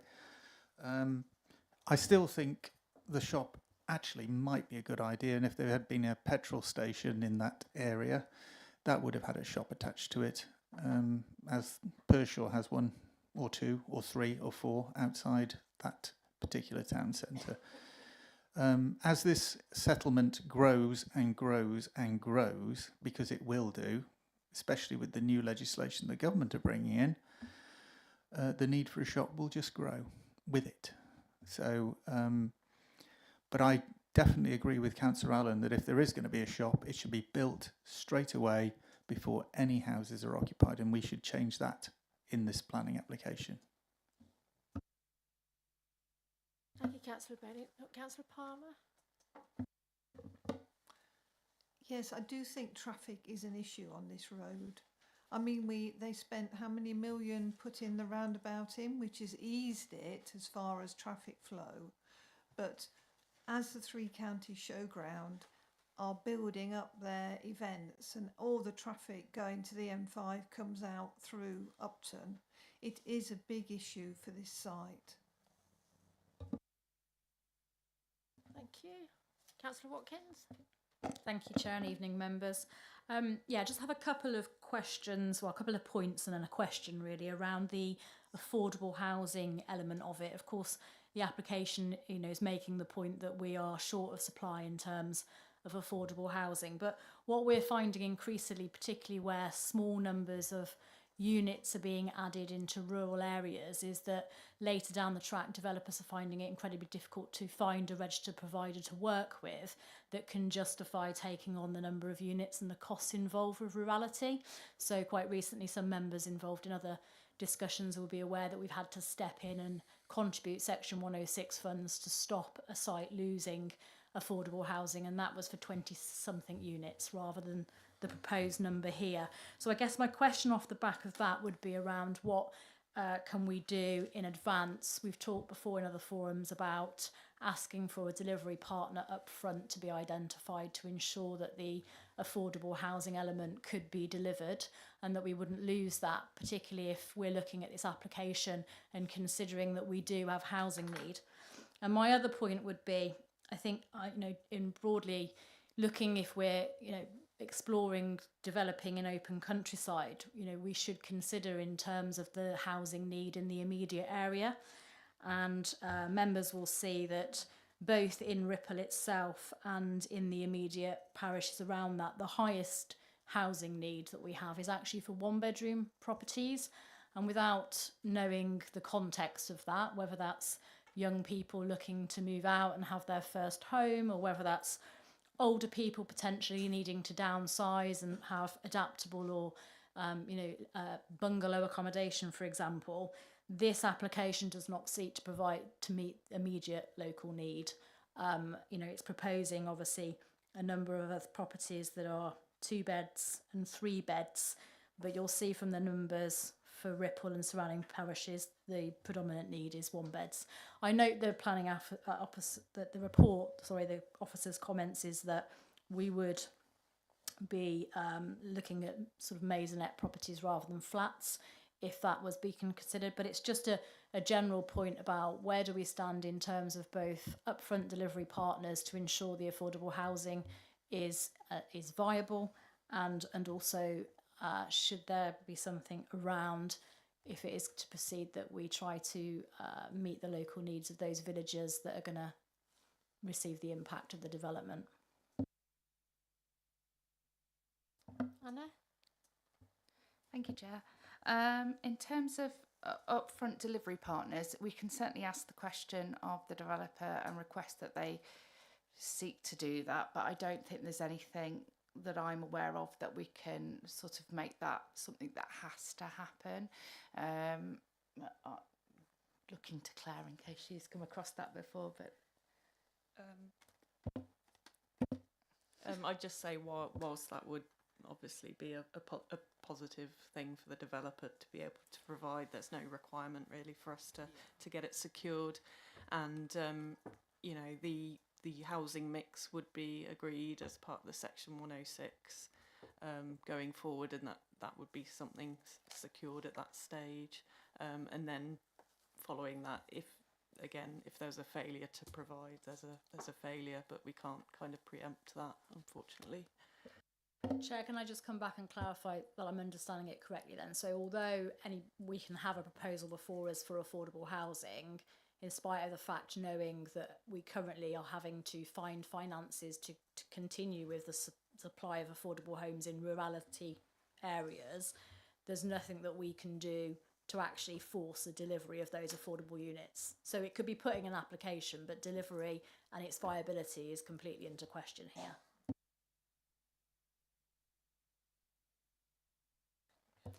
I think yes, to a certain extent, this is a broader issue. It affects everywhere, not just this one particular application. There are, I think it's particularly prevalent in sort of more rural authorities where you have got these smaller housing developments compared with larger cities where you get a lot more of large developments coming forward, so you get more affordable housing in one place. But that is not necessarily something that you can use as a reason to refuse permission, because the emphasis in policy and the emphasis by national government is to provide affordable housing of a certain amount per site, and that's what obviously we would seek to secure on this application. Just to reiterate, go back, this is an outline application, so none of those figures are confirmed. So they've put forward an illustrative housing mix for both the affordable housing and the market housing, but that doesn't mean that's what we're going to see. That's just to demonstrate what they've put in the information, but we would certainly be looking at that mix in more detail in line with the affordable housing need at the time the Reserve Matters came in, and that usually would be sort of secured at that point, because it's can be quite fluid in terms of what's needed at any particular point as well. So 2 years down the line, we might have slightly different needs in the area that we want to be able to just say this is what we need then, rather than trying to pin it all down right now. Yeah, that's the problem everywhere, isn't it, about delivery all across the country, really. I've got Councillor Driscoll. Yeah, thanks to officers and thanks to ward members. I think for us as councillors, you know, these are never easy decisions. You know, we have to weigh up, you know, local needs, the impacts of the development, the impacts on open countryside against our undersupply. You know, with this one, I'm finding it really difficult, if I'm honest, but I'm tempted to support this outline application, particularly, I think, given what happened in appeal and some of the inspector's comments, which I did read very carefully. I think it's very difficult not to approve this based on the inspector's refusal. I do have some questions about the shop and some concerns. I actually think from a sustainability perspective, having community shop here could provide many positives, but it depends on the type of shop. If it's your farm shop, your premium farm shop, then I would have concerns that that would draw significant traffic into the development. If it was your traditional village store, convenience store, selling bog standard bread, milk, etc., then yes, I would be much more supportive of that. So I'd like to see a condition that actually, you know, more consultation is done to ensure that facility really does meet local needs. I realise it's outline planning application. I just want to get officers' reassurance in terms of the detailed landscaping. I know there's a biodiversity net gain, but with so many developments I've seen in Malvern, this is fine on paper, but in practice, 3 or 4 years down the line, trees that are planted or wildflower meadows that are created aren't you know, followed up. There's no conditionality, I think, with landscaping. So can I just get reassurance from officers that that detailed landscaping plan, biodiversity net gain, would come back during the full application process? I think Anna and Claire are just looking back through the reports and the consultation documents.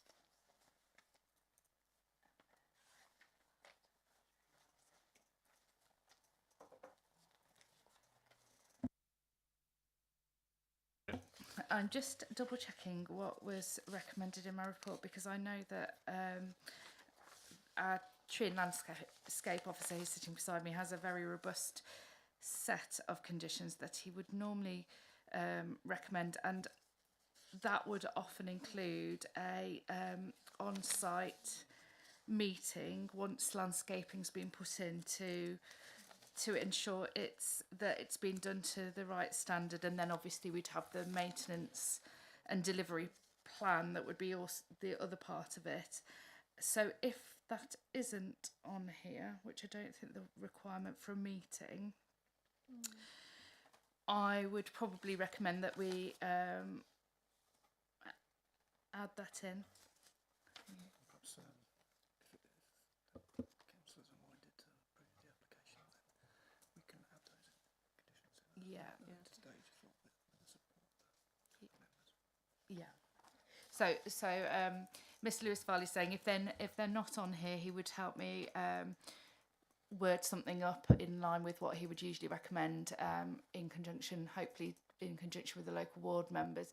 So I might just ask Chris to just explain what those conditions would normally be, because I can see I've only got, in terms of landscaping, the standard landscaping requirements as part of the reserve matters, and then a lot of ecological proposals, but yeah.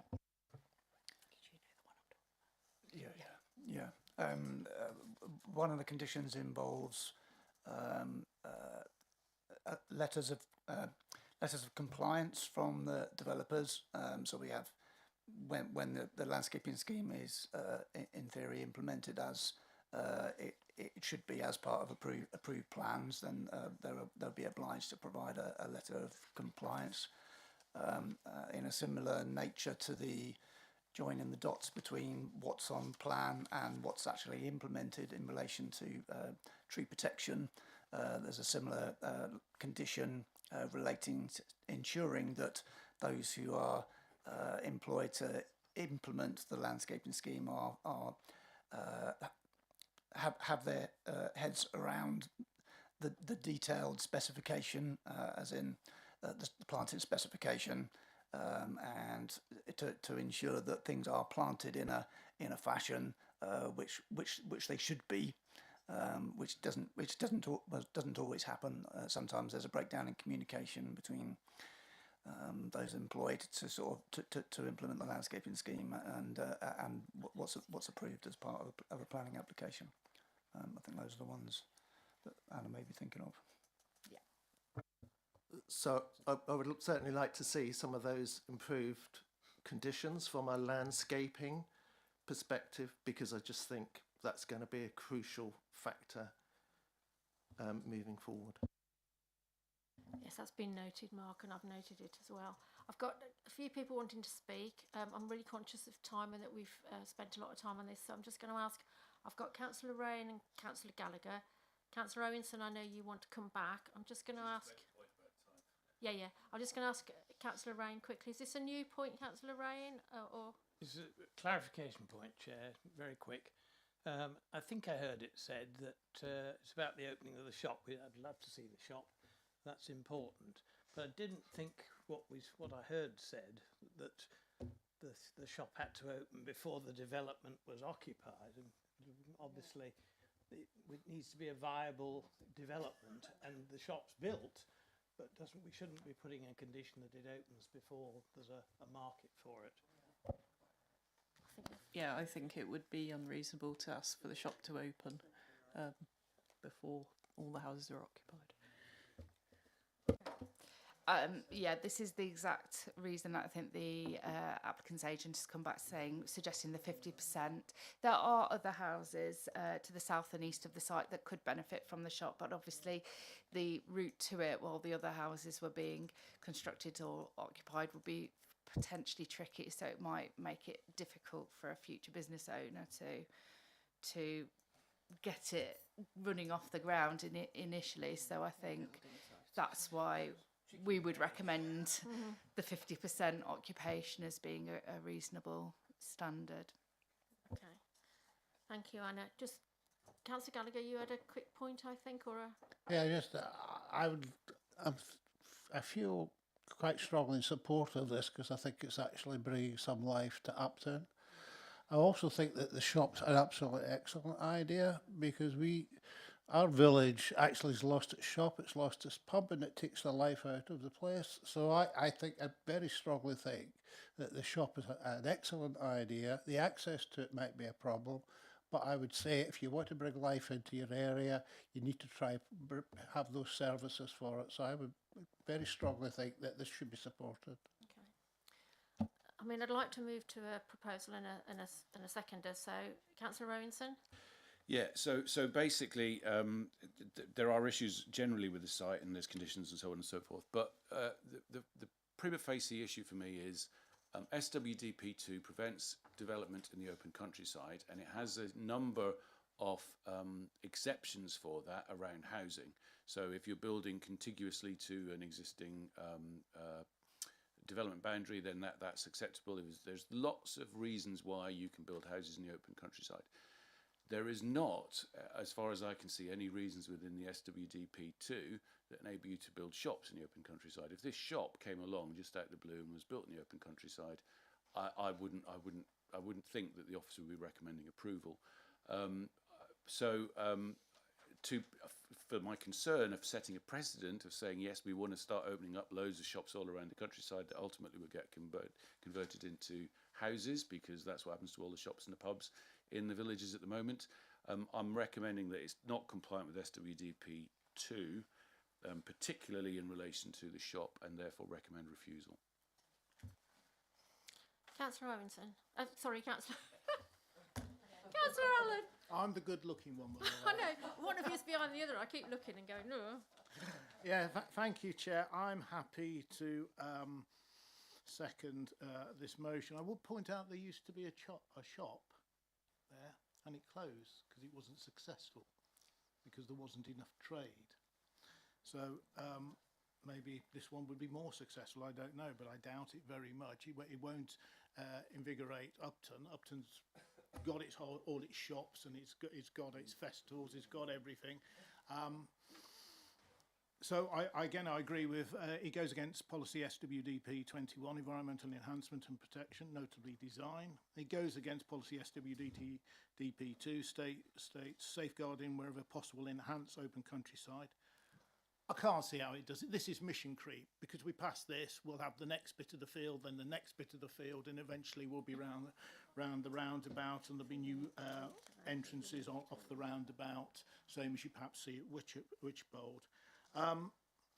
And then it's the degree of traffic that's going to go into this small estate, especially at festivals and other times, that hasn't really been considered.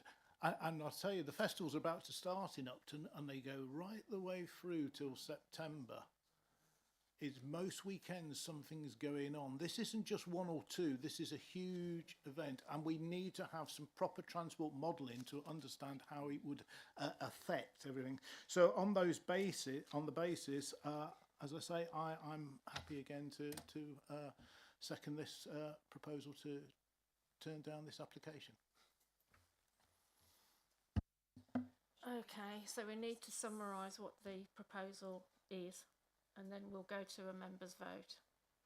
Can I just scribble down some bits? So your first reason would be that the site's in the open countryside and does not form an acceptable exception to residential development outside of the defined settlement boundary, contrary to policy SWDP2 of the development plan. Are you both in agreement that that should also include the shop, the retail element? I think it should be stated as a separate item. So, okay. Outside the settlement boundary. The shop is outside the settlement boundary. Okay. So both of those items you're saying contrary to SWDP2. The second point was just following on from Chris's comments, the site's the gateway into Holly Green, and the existing buildings form a punctuation point between the village and open countryside. The introduction of a suburban type of housing development in this location would mean a loss of that defined finish point, eroding the rural character of the area and failing to respect the form and function of the area, having a significant adverse impact contrary to policies SWDP 21 and 25. Does that sort of sum it up okay in terms of those things? Could we also add highway safety, and in particular the footpath, which is not... that. Yeah, sorry. Sorry.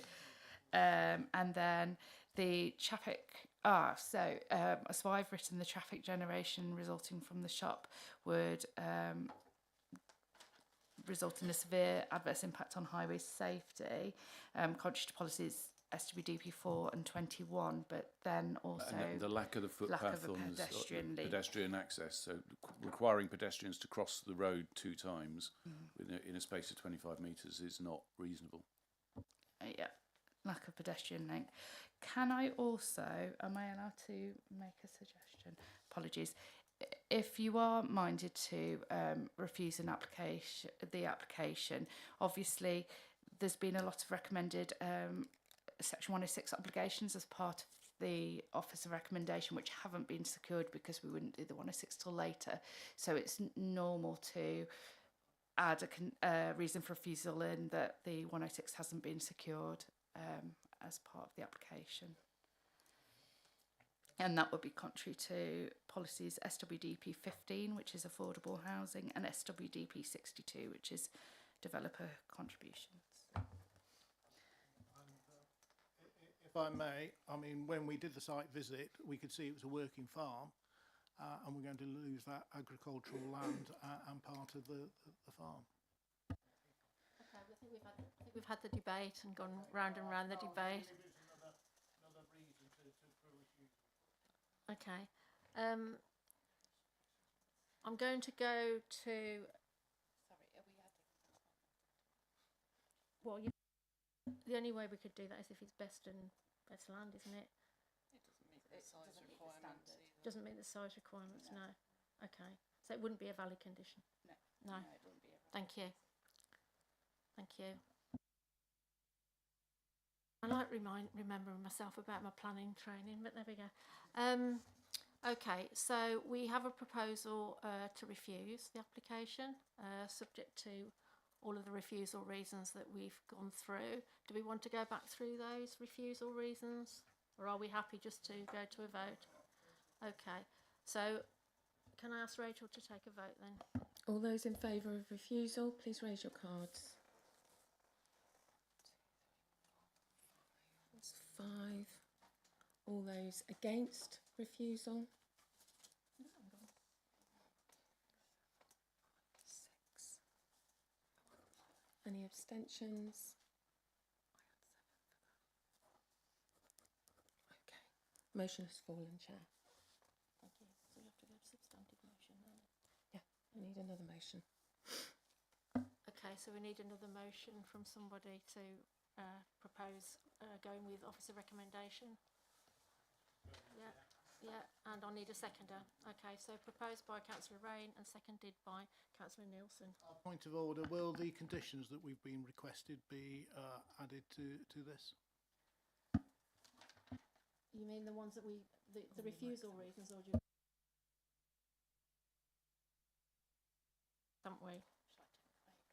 Yeah, just check them, yeah. Okay, I'll just make sure I've got everything. So there was the landscaping compliance condition, and the shop being brought forward prior to commencement. I don't know. That was in accordance with your update, wasn't it? Yeah, in accordance with the 50% update. Yeah. Those are the two main ones that I have written down here. Yeah. So, and my colleague Chris is just saying to me there's a few recommended landscaping ones that he would draft out for me to just make it more robust in line with our discussion about landscaping. Councillor Allen, have you got something else to add? Well, I added it in my original speech, Chair. Well, there were two things, but I accept the fact we can't do anything about the 30-mile-an-hour speed limit, though I regret that we can't. But I asked that the new safe crossing is constructed and open on the A4104 before the dwellings are occupied. And I don't think that's unreasonable. It's not a social housing. There's going to be children. It's reasonable to give them somewhere safe to cross first.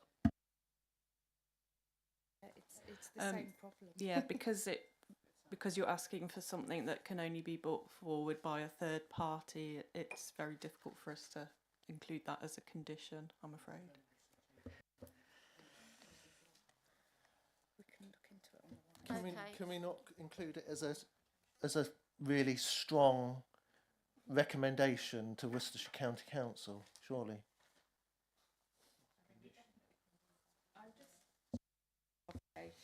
Yeah, I mean the any highways works and improvements would be secured by the Section 106, which is obviously subject to discussions.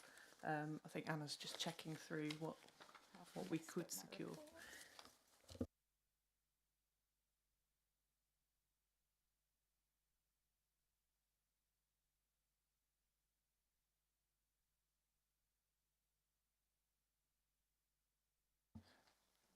No application there is safe without that highways improvement, safe crossing.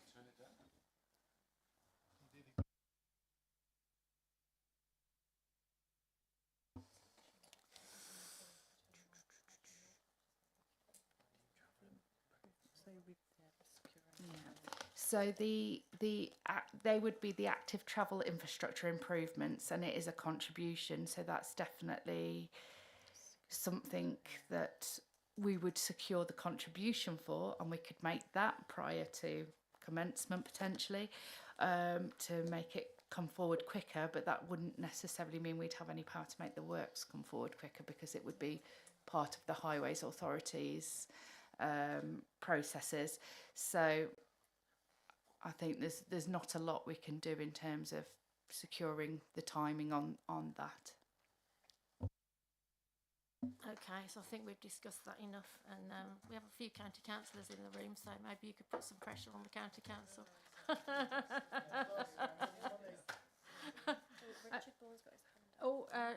Our consultant Richard wants to say something. Richard? Yes, I just comment on the highway works. These highway works would be subject to a separate 278 agreement, and the applicant will be required to provide detailed drawings which would be signed off. Now, we have got we recommended a condition saying that the development not be brought into use until those works had been done, including the pedestrian crossing.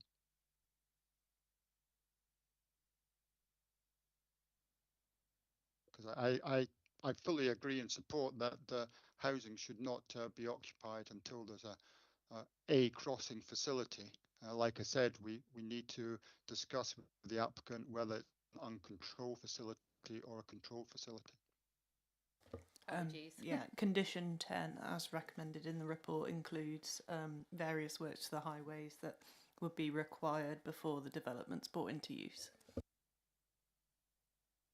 Thank you, Richard, for clarifying that as well, and thanks to the team. Okay, we've been going for over 2 hours now. I'm going to suggest we have a very quick comfort break. Have we voted? Oh, I haven't voted yet. Blimey. Brain's gone. Sorry, we voted the first time, we didn't vote the second time.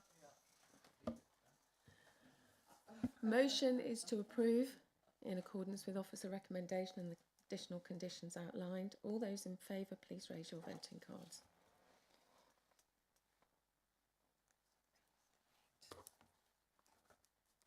All those against? Motion is carried, Chair.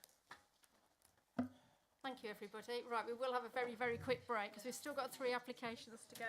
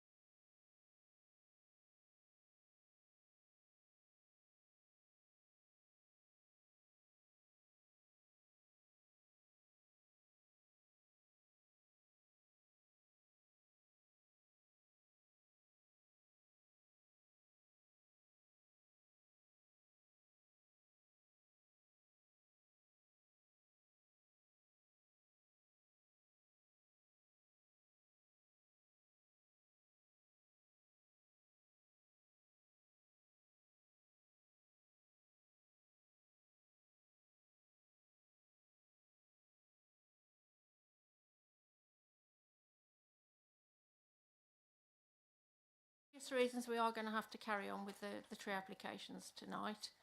So we will try, if I could ask members to be brief, but get your points across as best you can. We'll go on to the next item, and then we've got the 2 tree items. So, Excuse me, Chair, point of order. Can we make sure that this doesn't happen again, though?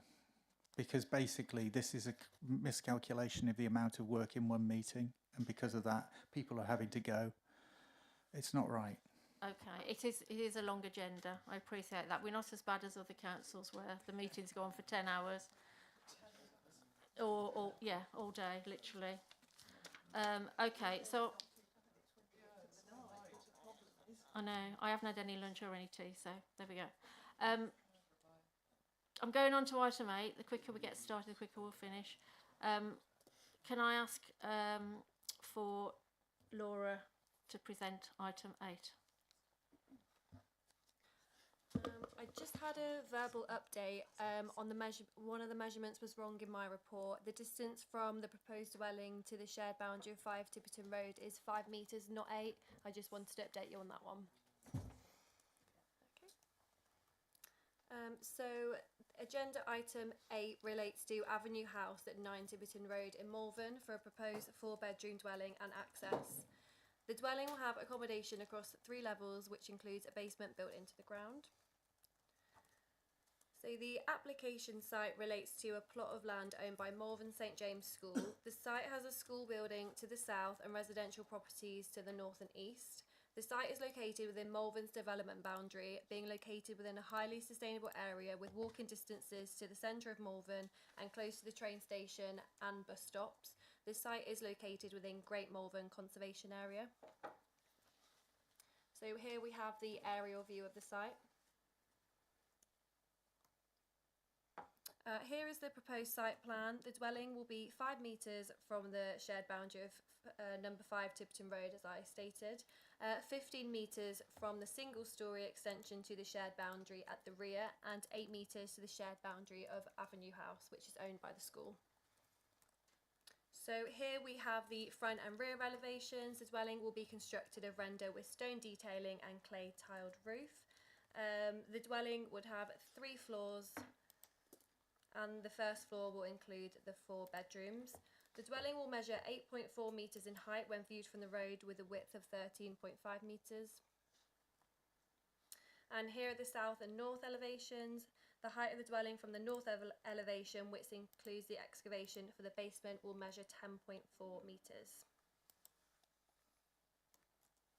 And here we have the proposed street view. So we have the existing and then the proposed, which is located below. And again, we have a picture of the existing street view.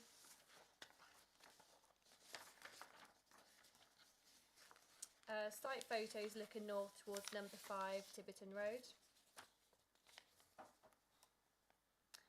Site photos looking east towards the rear, which are the 2 buildings which occupy apartments. This is a site photo looking south from number 5 Tiverton Road's property. And here we have an indicative proposed street scene picture. And that's the presentation. Okay, thank you. So could I ask Andy and Sarah to speak? Andy, I gather you're going to do most of it and Sarah's going to make 1 point. Thank you. And you know you've got your 3 minutes between you. Yeah.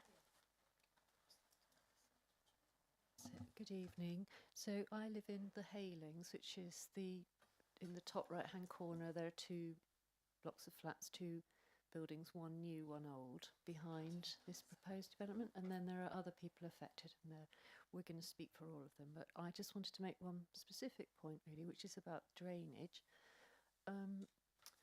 This represents a huge volume of displacement, this proposed house, on a sloping site. And I've lived in Malvern for 25 years, and I've seen examples where planning's been given for things like a football pitch at the bottom of Sling Lane. Water ran down, runoff, huge amounts of runoff made it completely unusable, and it's so difficult to calculate and understand the impact of runoff, particularly with all the effects of climate change and large amounts of rain are falling in a short time. So I really think this big building could have an impact that we can't quite foresee.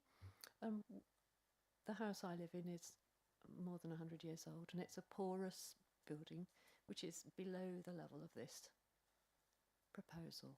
So I think this could have quite a dramatic unforeseen effect.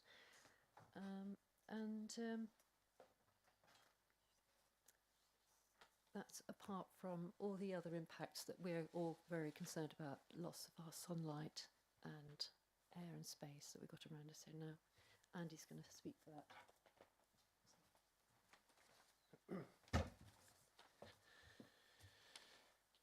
Good evening. My name's Andy Dickin. I'm speaking on behalf of the objecting residents tonight because we face a devastating loss of privacy inside and outside our own homes, an unacceptable impact to residential amenity. 9 individual households are objecting to the building of this one single new home. That's a ratio of 900% of current households against this single new home who will suffer a devastating loss of amenity of their own homes. This is not a housing estate which will provide homes for hundreds of people. This is a conservation area, and this is, in the words of the planning advisors themselves, an extremely rare piece of untouched land in Malvern. The proposal certainly doesn't support local distinctiveness. So there's extremely limited benefit and a very high ratio of opposition. Tick box figures of distances between houses do not take any account of the character of the area here. The proximity of a new home next to other neighbours causes a loss of privacy in itself, and the windows of the new home will be level with some, overlooking others, and be overlooked by yet more of the windows, French doors, and balconies of the tall surrounding buildings. And no, we don't want a giant Leylandii hedge instead. Thank you very much. The close proximity utterly promises the loss of peace and quiet in the immediately surrounding area. The character of the area means normal metrics do not work. The amenity of peace and quiet of the next door homes will be lost forever to noise and light pollution. What would also be lost forever is the open space enjoyed by the diverse wildlife here. Bats are prolific, buzzards hunt on the site. No so-called net biodiversity gain can offset the loss of the open space. These are among many other benefits, points we have raised through the planning side, and we strongly request the refusal of the application. Thank you. Thank you, Andy and Sarah. I'll now ask Simon Rawls to come forward, please.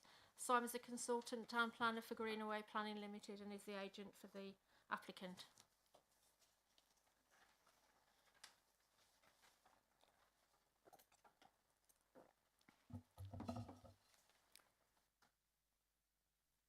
Thank you, Chair, and good evening, councillors. Avenue House was acquired in the early 20th century for use as a school boarding house. It's currently in use by the music department of Malvern St James Girls' School. The site itself forms part of the garden associated with Avenue House. The school is going through a process of optimising and rationalising its estate, and the funds from disposing of this development site will support the school's activities and enable it to remain a school with an enviable reputation and one of Malvern's largest employers.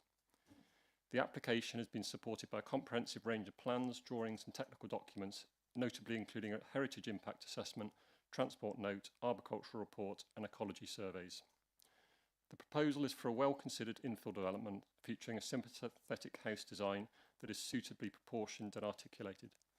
It would employ locally sourced materials in its construction and by virtue of its high standard of insulation benefit from low residual energy demands. Importantly, given the site's location and conservation area, your officer's report concludes that the proposal would represent an appropriate addition to the site and the scheme is acceptable with regard to design and impact on heritage assets. Please note the setback position of the dwelling and how its general scale and siting would embrace the plot density and building line within Tiverton Road. It would sit comfortably within its plot, and its design takes cues from surrounding residential properties such as stone detailing, overhanging eaves and steeply pitched roofs. Pre-application advice was taken from the County Council in relation to the proposed access. Any loss of Malvern stone has been minimised, with the boundary wall along the road to be sympathetically rebuilt. In conjunction with our heritage consultant, a detailed scheme was then worked up by a firm of well-respected local architects. To assimilate the development into its surroundings, the house is to be set into the ground using a basement level, and its design includes green roofs and a detailed scheme of landscaping. In relation to climate change, the proposals have embraced the requirements of the development plan for an energy statement setting out renewable energy sources and by including measures for reducing water waste. Following the comments supplied by local residents, we provided further information, including clarity over the use of obscure glazing to side-facing upper floor windows and a solar study showing that there would be no demonstrable increase in shading of neighbouring properties. The separation distances to the rear and to the sides are appropriate and ensure the development would not appear cramped. Subject to conditions, there are no objections from technical consultees, and the proposal has been found to accord with the development plan and the NPPF. The scheme would contribute to the shortfall in the council's housing land supply within a sustainable urban location. We urge you to follow your officer's recommendation for approval. Thank you. Thank you, Simon. I'll go to the ward members now. Who wants to go first? Councillor Palmer. Yes, I mean this is MSJ trying to, as he said, support the business by building on every spare plot of land they've got. If you go to the gardens in Imperial Road and look up, it's a tremendous way above them, and the issues is they will lose their amenity because it will look directly into their gardens and into their houses. That would impose on their liability. But one of the big issues is the runoff. You're putting a below ground level in, but let me just find my patch. That's the wrong one. But the drainage is of concern where the water runoff is, because I read the notes and they said that the water runoff would all be contained. But how are you going to do it if it's on a raised site? I cannot see how this is going to work, because it's going to flood the gardens below, and the gardens are the ones in Imperial Road, not in Tiverton Road, they're in Imperial Road, that I don't think has been taken into consideration. Also, the ecology. The proposed building, together with its driveways with large paved area, will cover approximately 60% of the present green area, destroying much of the flora and fauna. And noted in the tree report, the removal of the Class A tree, the area currently acts as a haven for wildlife, and we've heard this from some of the speakers. So quite honestly, this is overdevelopment on a small plot, and it shouldn't be allowed. Thank you. Councillor Nielsen, did you want to add any other points? I think probably just to sort of agree with the points that Councillor Palmer raises, substantial reduction in daylight, losing natural light in the existing buildings directly overlooked, loss of privacy, loss of amenity, and of course, as Sarah herself noted, the issues with drainage, which I think Councillor Palmer has highlighted very well actually in your comments. So I obviously look forward to any discussion. I reserve the right to speak later, and I think we would be minded at this stage to vote against this proposal for development. Okay, I'll come back to you later then. Councillor Owenson, seem to be coming to you a lot tonight. That's all right. I was surprised by this development, because these infill plots, normally I see people trying to stick 3 or 4 or 5 houses in there, or blocks of flats. And seeing one house that's being put in an infill plot that with the size and scale that kind of limits further development is unusual, I think. It is unusual.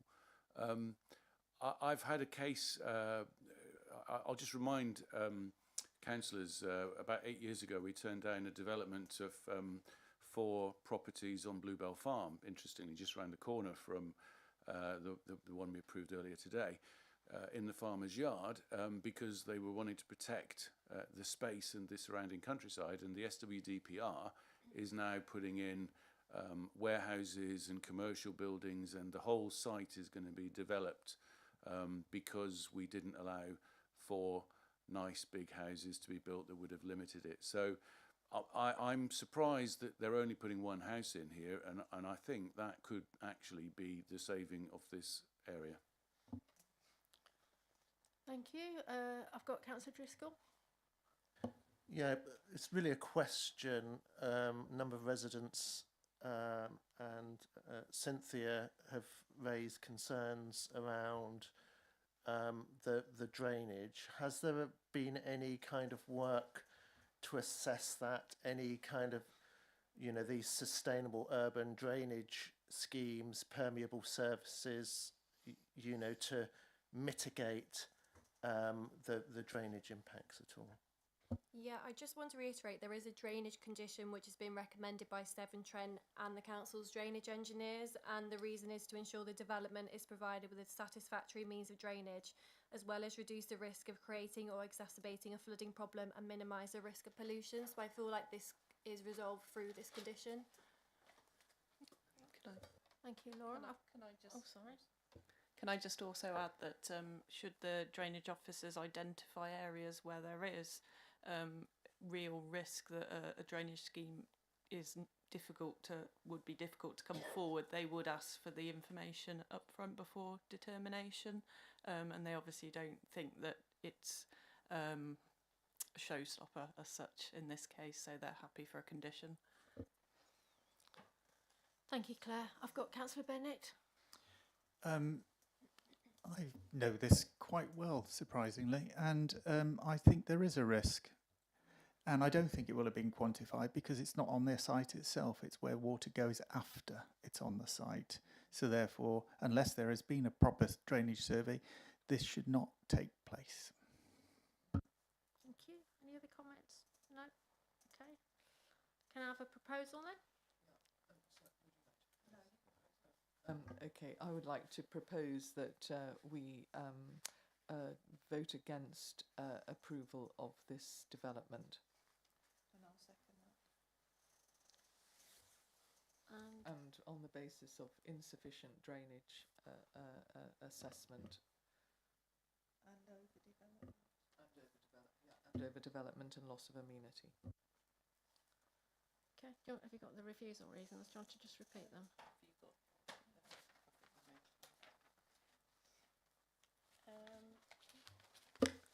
So with regard to the amenity, I've got the proposed dwelling would result in an unacceptable level of overlooking, loss of sunlight and overbearance of the neighbouring residential properties. Is that okay? The applicant has failed to demonstrate that a sustainable drainage scheme can be implemented which would ensure I'm taking some wording from the Severn Trent. To ensure that development is provided with satisfactory means of drainage as well as reducing the risk of creating or exacerbating a flooding problem and minimise the risk to pollution. Contrary to SWDP 28 and 29. That just be qualified as to the area affected outside the site on Tiverton, on Imperial. Okay. Yeah, I can add to the adjoining neighbours and residents of Imperial Road. Okay, thank you. So we'll go to the vote on the basis of that proposal. Motion is to refuse the application. All those in favour, please raise your cards.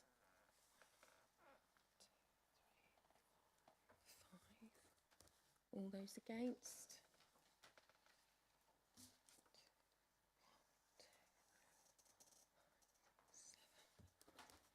Motion has fallen, Chair. So we need a new proposal, Yeah. don't we? We do. Okay, so we're going to need a new proposal. Can I ask someone to make a proposal, Councillor Aronson? Yeah, I think that this is a way of actually making sure that the site is developed properly, so I'm happy to propose it. Seconder, Councillor Ray.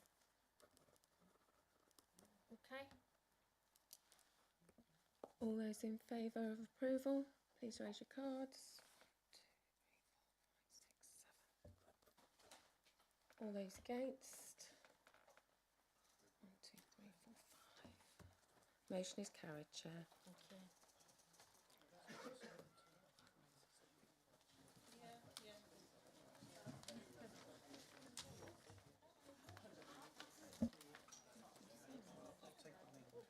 Okay.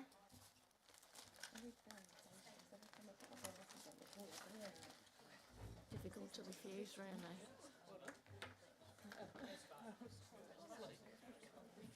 Trouble is these two. It's these two troublemakers. Two troublemakers there that have taken up most of the time. We have the difficult sites to talk about in open countryside. Can we move swiftly on then, please, to item 9, confirmation of TPO 727-119 Worcester Road, Malvern.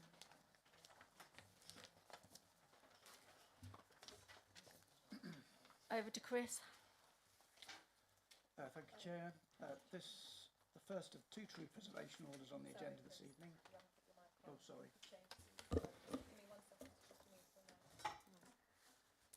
Is that so I'm not Laura?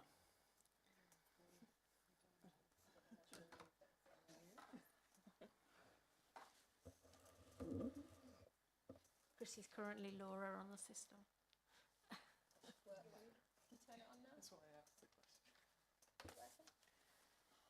Is that okay now? Yeah. Thank you, Chair. This is the first of 2 tree preservation orders on the agenda this evening. This first provisional tree preservation order protects a mature but not yet fully grown eucalyptus at 119 Worcester Road. The order was created in direct response to the submission of a conservation area notification for the tree's removal. It is your officer's recommendation that the provisional order is confirmed and the long-term retention of the tree assured.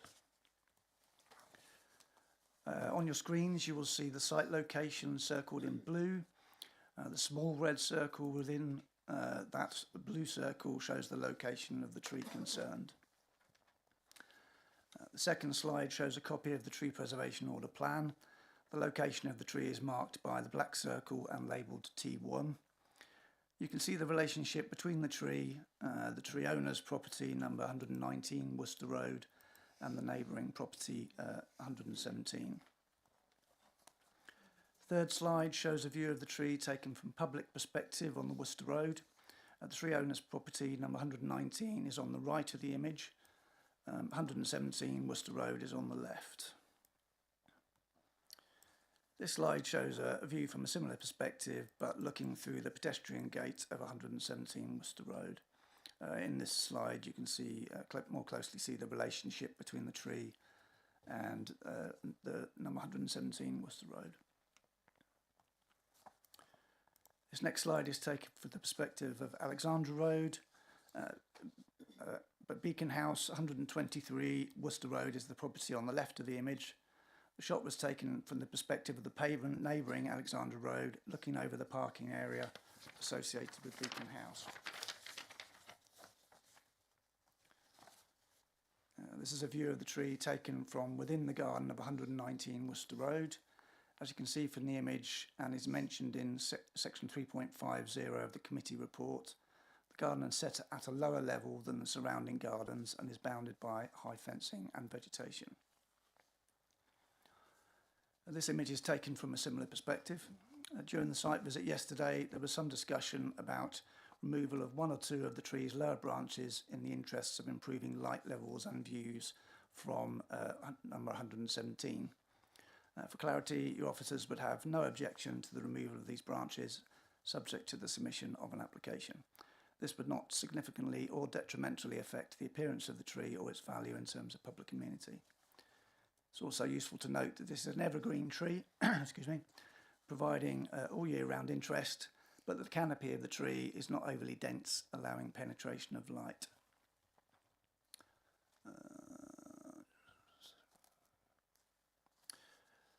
As you can see from the slides, the tree is large, good quality, and is publicly visible. The tree is visible from Worcester Road, from Alexandra Road, and from the various properties and their gardens in the locale. There are a few eucalypts of similar size and stature in Malvern. The value of trees in designated conservation areas is recognised in law. Trees are valued for the contribution they make to the character of conservation areas. In the Council's 2009 Trinity Conservation Area Appraisal and Management Strategy document, trees are mentioned at least 34 times.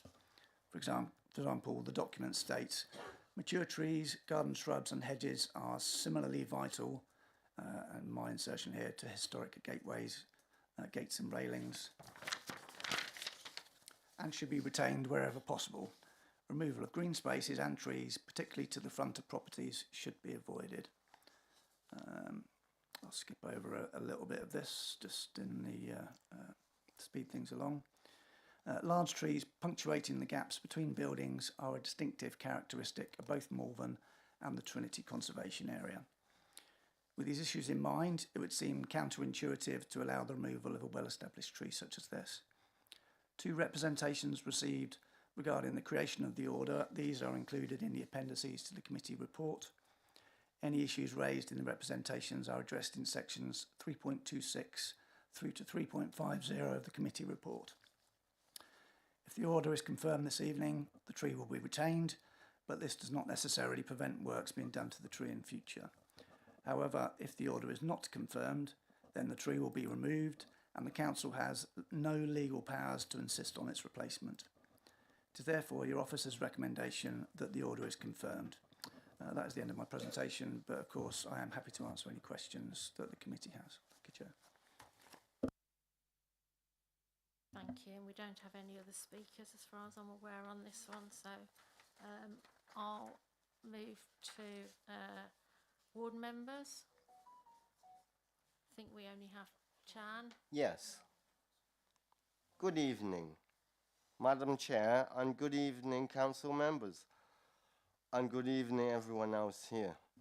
The resident of this case is my long-time friend and tennis buddy, and a regular at Quai's Takeaway, where I used to work. He asked me to bring this to committee.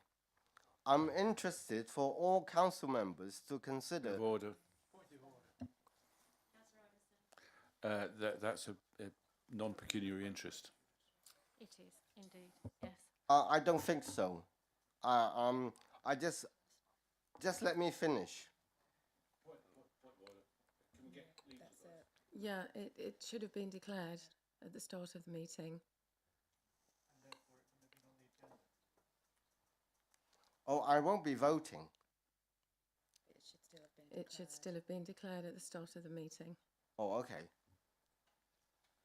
Okay, so I can't let you carry on, Chan, Okay. unfortunately. All right. I'm going to open this up to members for any debate that they wish to have. Councillor Robinson again. I think it's a beautiful tree. Thank you. Councillor Allen. Yes, I agree. It's a lovely tree. I'm very happy to propose that we carry on with the TPO. I think it's a lovely tree. No reason to take it down at all. Okay, I've got 2 more members. Just very quickly, because the time. Yeah, has can I gone in. just say that actually this is as good as any I saw in Australia over the winter. Therefore, we should keep it. Lucky you. Councillor Palmer. How high will it grow? Because you say it's still growing. Because I've seen them to 100 foot high in Australia. Getting lots of holiday tips here, by the way. The trees you'd have seen in Australia will be growing in ideal conditions, and therefore the trees would be expected to grow to their full height. This is a tree growing in temperate climate, so it's not going to get as big as the ones that you saw in Australia. It has some growing to do. It could be half as tall again, perhaps. I mean, just to draw your attention to the fact that the canopy of the tree is already above eaves height, therefore sort of the impact in terms of views and light, etc., are going to be less than if it was a low canopy tree. Thank you. No other comments? Councillor Rain, quickly. Very happy to support this, Chair, but also with the proviso that it will be possible to do work on the lower branches that are shading windows, I think. It's a beautiful tree, we all know it very well, and wouldn't want to see it go. Chris, do you want to respond to that? Yeah, just to say, I mean, the choice you have before you today is to confirm or not to confirm. While I'm happy to speak to the tree owner if that's what they wish, the thing about the lower branches was just to give you an indication of how an application for such works might be received. Okay. Councillor Victory? I'd just like to move to a vote, please. Yep, thank you. May I propose the retention of the tree? Okay, and can I have a seconder? Yep, Councillor Allen. Okay, thank you. All those in favour of confirming the TPO? 1, 2, 3, 4, 5, 6, 7, 8, 9. All those against? 1, 2. Abstentions?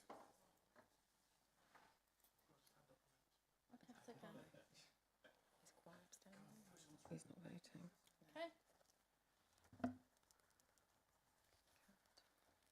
So we can move on to the next item. Chris, ready to go? This is a confirmation of TPO 728, which is Hayham 21 Priory Road, Malvern. This is the second of the 2 tree preservation orders on the agenda this evening. This tree preservation order protects 2 Leyland cypress within the garden of Hayham 21 Priory Road, Malvern. The order was created, again, in direct response to the submission of a conservation area notification for the trees removal. It is your officer's recommendation that the provisional order is confirmed and the long-term retention of the trees assured. On the screen, you'll see the site location circled in blue. Again, this is the tree preservation order plan. You'll see a slight difference in this plan to the last one in that this is a group tree preservation order, because the 2 trees are growing in relatively close proximity to each other. This slide shows a view taken from a public perspective on Priory Road. The tree owner's property, 21 Priory Road, is to the left of the image. The TPO trees are in the centre of the image.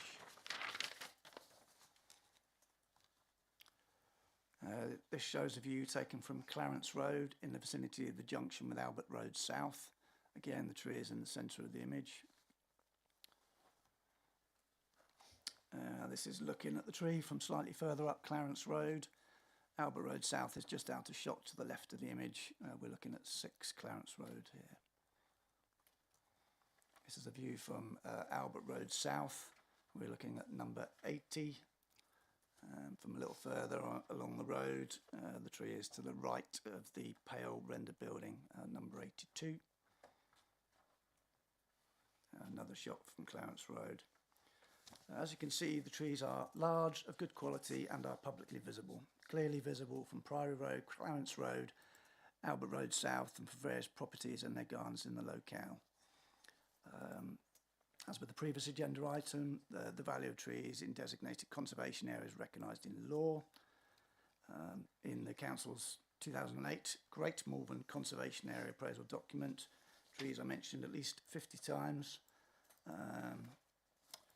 Just one of the quotes from there: when defining the characteristics of Great Malvern, the open space, landscaping and the spread of mature trees must also be considered, as these are intertwined across the whole area and provide cohesion between the different character areas. And there are many other references to trees in that document. I won't read them tonight. Representations were received from a number of people. These are included in the appendices to the committee report. Any issues raised in the representations are addressed in sections 3.23, 3.8 of the committee report. This is a view taken from the perspective of 21 Priory Road, looking at the base of the 2 trees. To the right of the image is a recently constructed sleeper wall. As can be seen from the image, the bank on which the trees stand is relatively narrow. You will also see from the image that the ground slopes down from the base of the trees, as will the trees' roots heading down into the ground on the opposite side of the bank as well. This is a similar view of the same. Sorry, just trying to whiz through this. I know it's late. The straight line at the back of the image there marks the location of the Malvern stone wall you will see in later slides. I'd like to draw your attention to the cherry laurel shrubs running along the top of the rear of the bank. Slightly different view of the same. The pruning wounds you'll see on the stems of these trees are the result of crown lifting works done to the tree with the support of your officers. The works were undertaken alongside the removal of 2 other trees from the back garden of 21 Priory Road. Slightly different angle. Again, you can see the narrowness of the bank. The cherry laurels mentioned earlier are, and in the report, are on the right.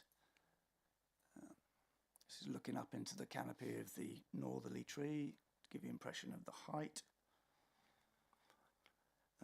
This is looking up into the canopy of the more southerly tree. It's clear from this perspective that this tree has never been cut. It has a clear single stem from the base of the tree to its top. If this were ever kept as a hedge, this would not be the case. A couple more here showing the extent of the cherry laurel growth and the accumulation of leaf litter. You can see from these slides that the bases of shrubs have been obscured by the accumulation of leaf litter over the years.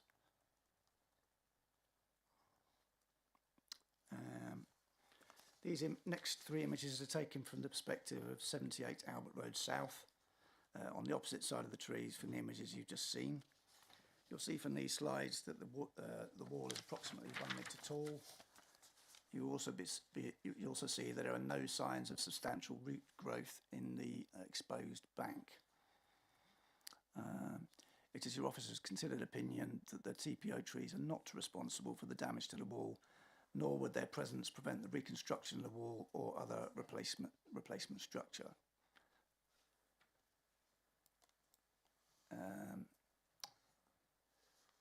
This shot, last shot, was taken from a position just past the pedestrian entrance to Malvern Splash and Priory Park, looking over Priory Road. It's been included to illustrate the importance of trees in the Malvern skyline. It's also clear how important conifers are to the skyline. In this image, approximately 80% of the trees are coniferous. For clarity, this is the tree under consideration today. Bearing all aspects of this situation in mind, the tree's size, prominence, town centre location, and all issues raised in representations made, the proposed removal of the trees is not considered by your officers to have been adequately justified. If the order is confirmed this evening, the trees will be retained, but this does not, as I said before, does not necessarily prevent works being done to the trees in the future. However, if the order is not confirmed, then the trees will be removed and the council has no legal powers to insist on their replacement. It's therefore your officer's recommendation that the order is confirmed. Again, this is the end of my presentation, but I'm of course happy to answer any questions that the committee has. Thank you, Chair. Thank you, Chris. Can I open it up to... Oh, I've already done that. Huh? Oh, I've got a speaker, sorry. Oh, yeah, beg your pardon. Sorry. That's that. Anne. Yeah, thank you, Anne. I gather you were going to share, but it's just you now. Yeah. No, it was just in case I didn't get here. Ah, okay. I forgot my glasses. Oh, okay. I know the feeling. I appreciate everybody still being here.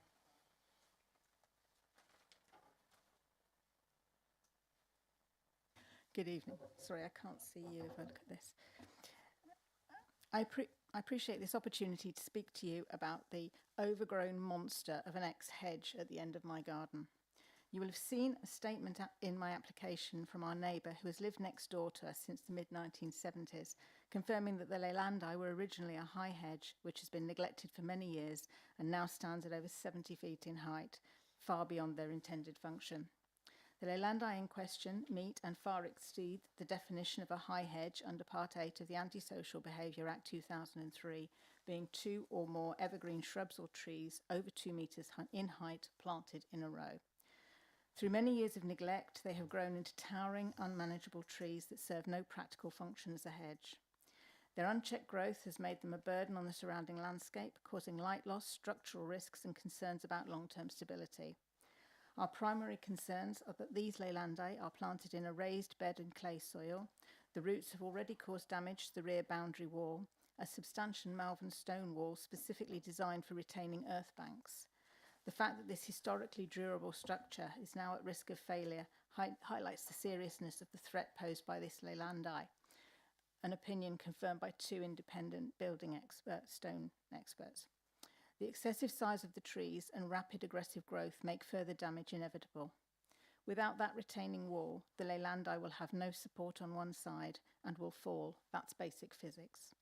They have significantly reduced natural light for the surrounding properties, impacting the residents' mental well-being.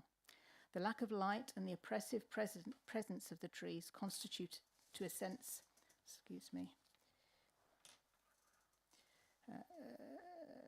sorry, excuse me, I just lost my place. I'm so sorry. So, a sense of enclosure and isolation for those living in their shadow. The movement of these trees in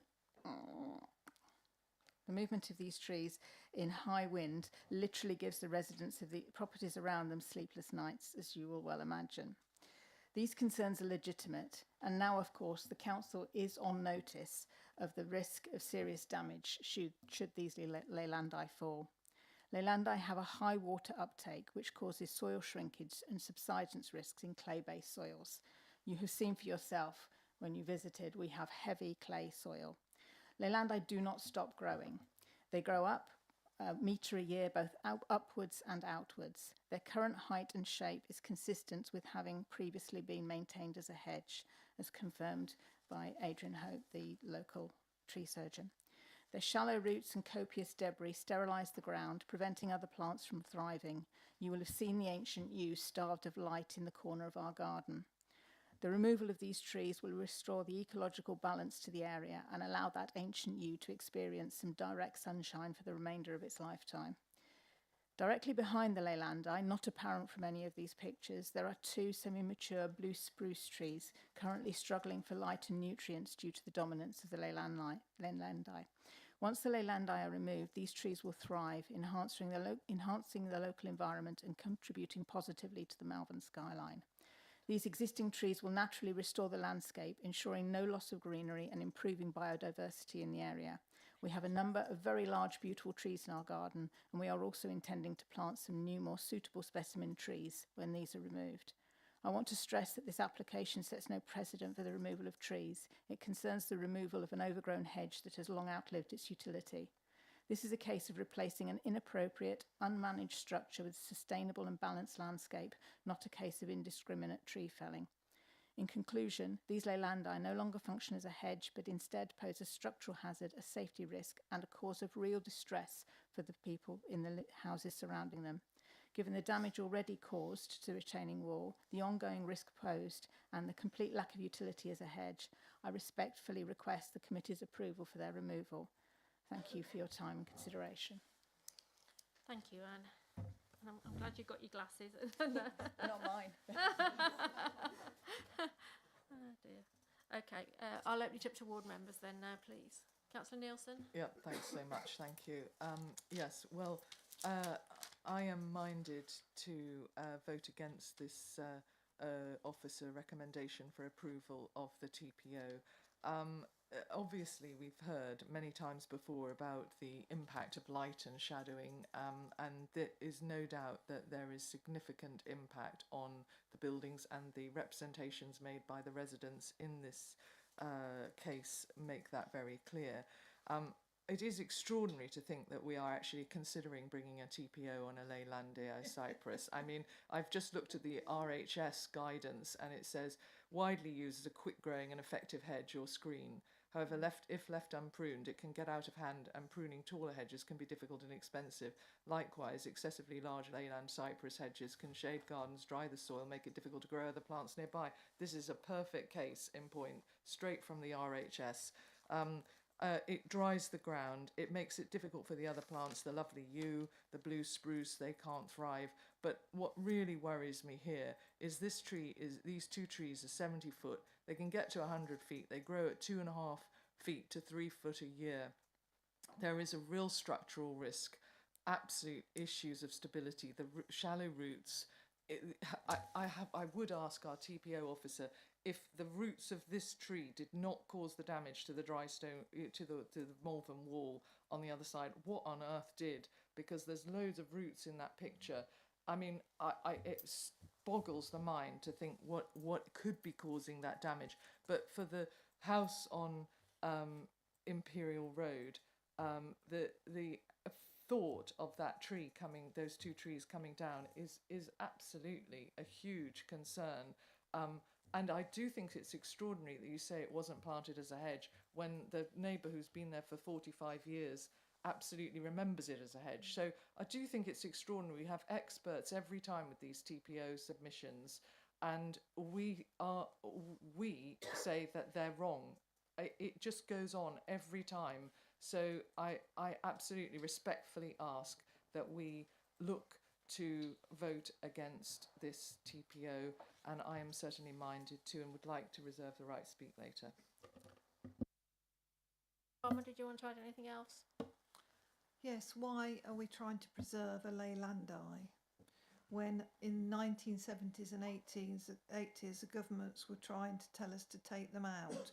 Because they take every ounce of water out of the ground, and you could see, looking at that wall when I went to the site visit, how much water they take out of it. And as Beverly said, I don't know who's knocked that wall down. It looks as though it's been hit by a something with like a car or a lorry, and it's not. It's that tree that's done it.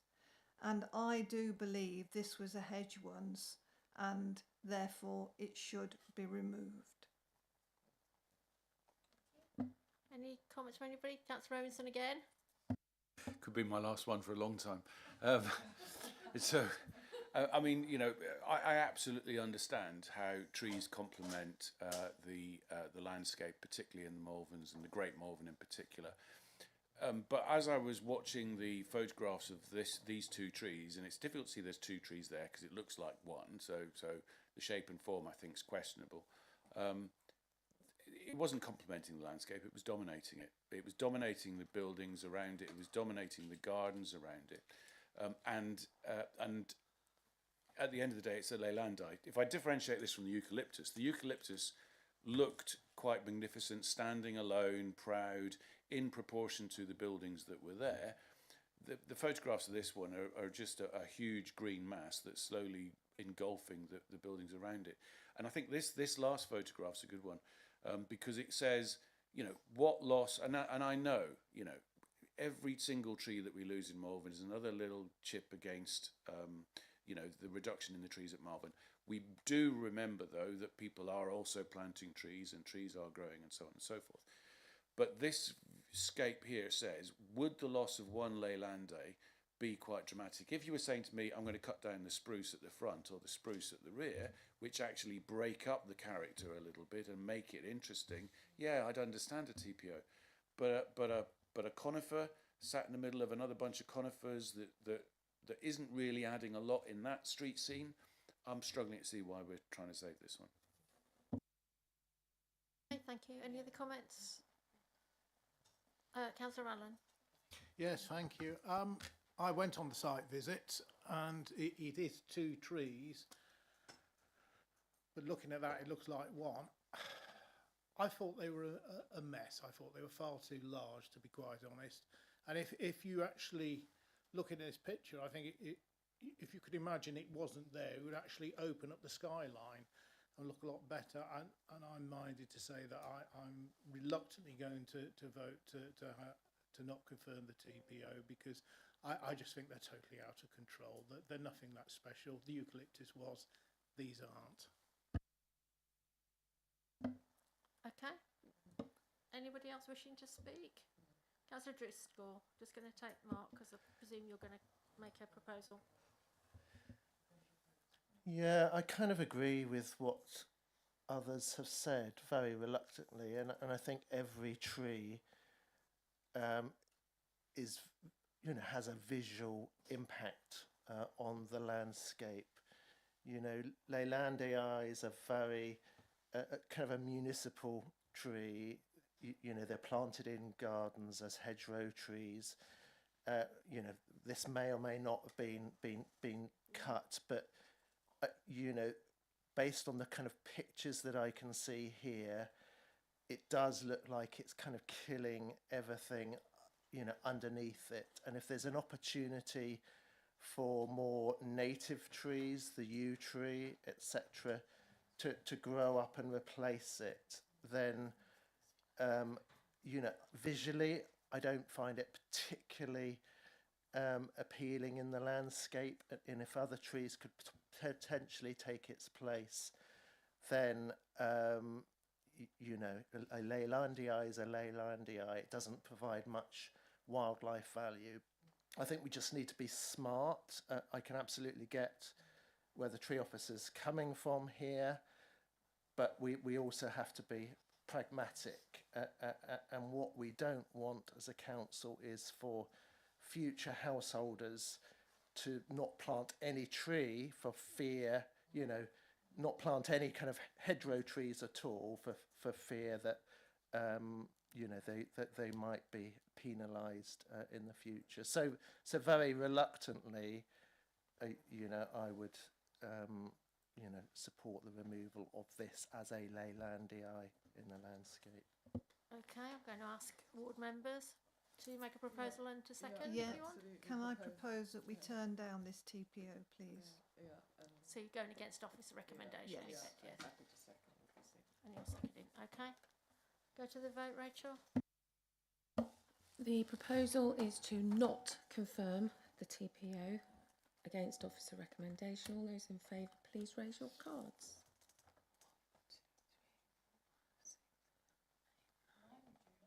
10. Oh, I'm very practical. Well, I'm very practical. All those against? Well, it's not thank you. I do what I think is right. I don't have a... I'm Abstention. Yeah. The motion is carried, Chair. I'm surprised that you voted against the eucalyptus, actually, because the eucalyptus is a beautiful tree.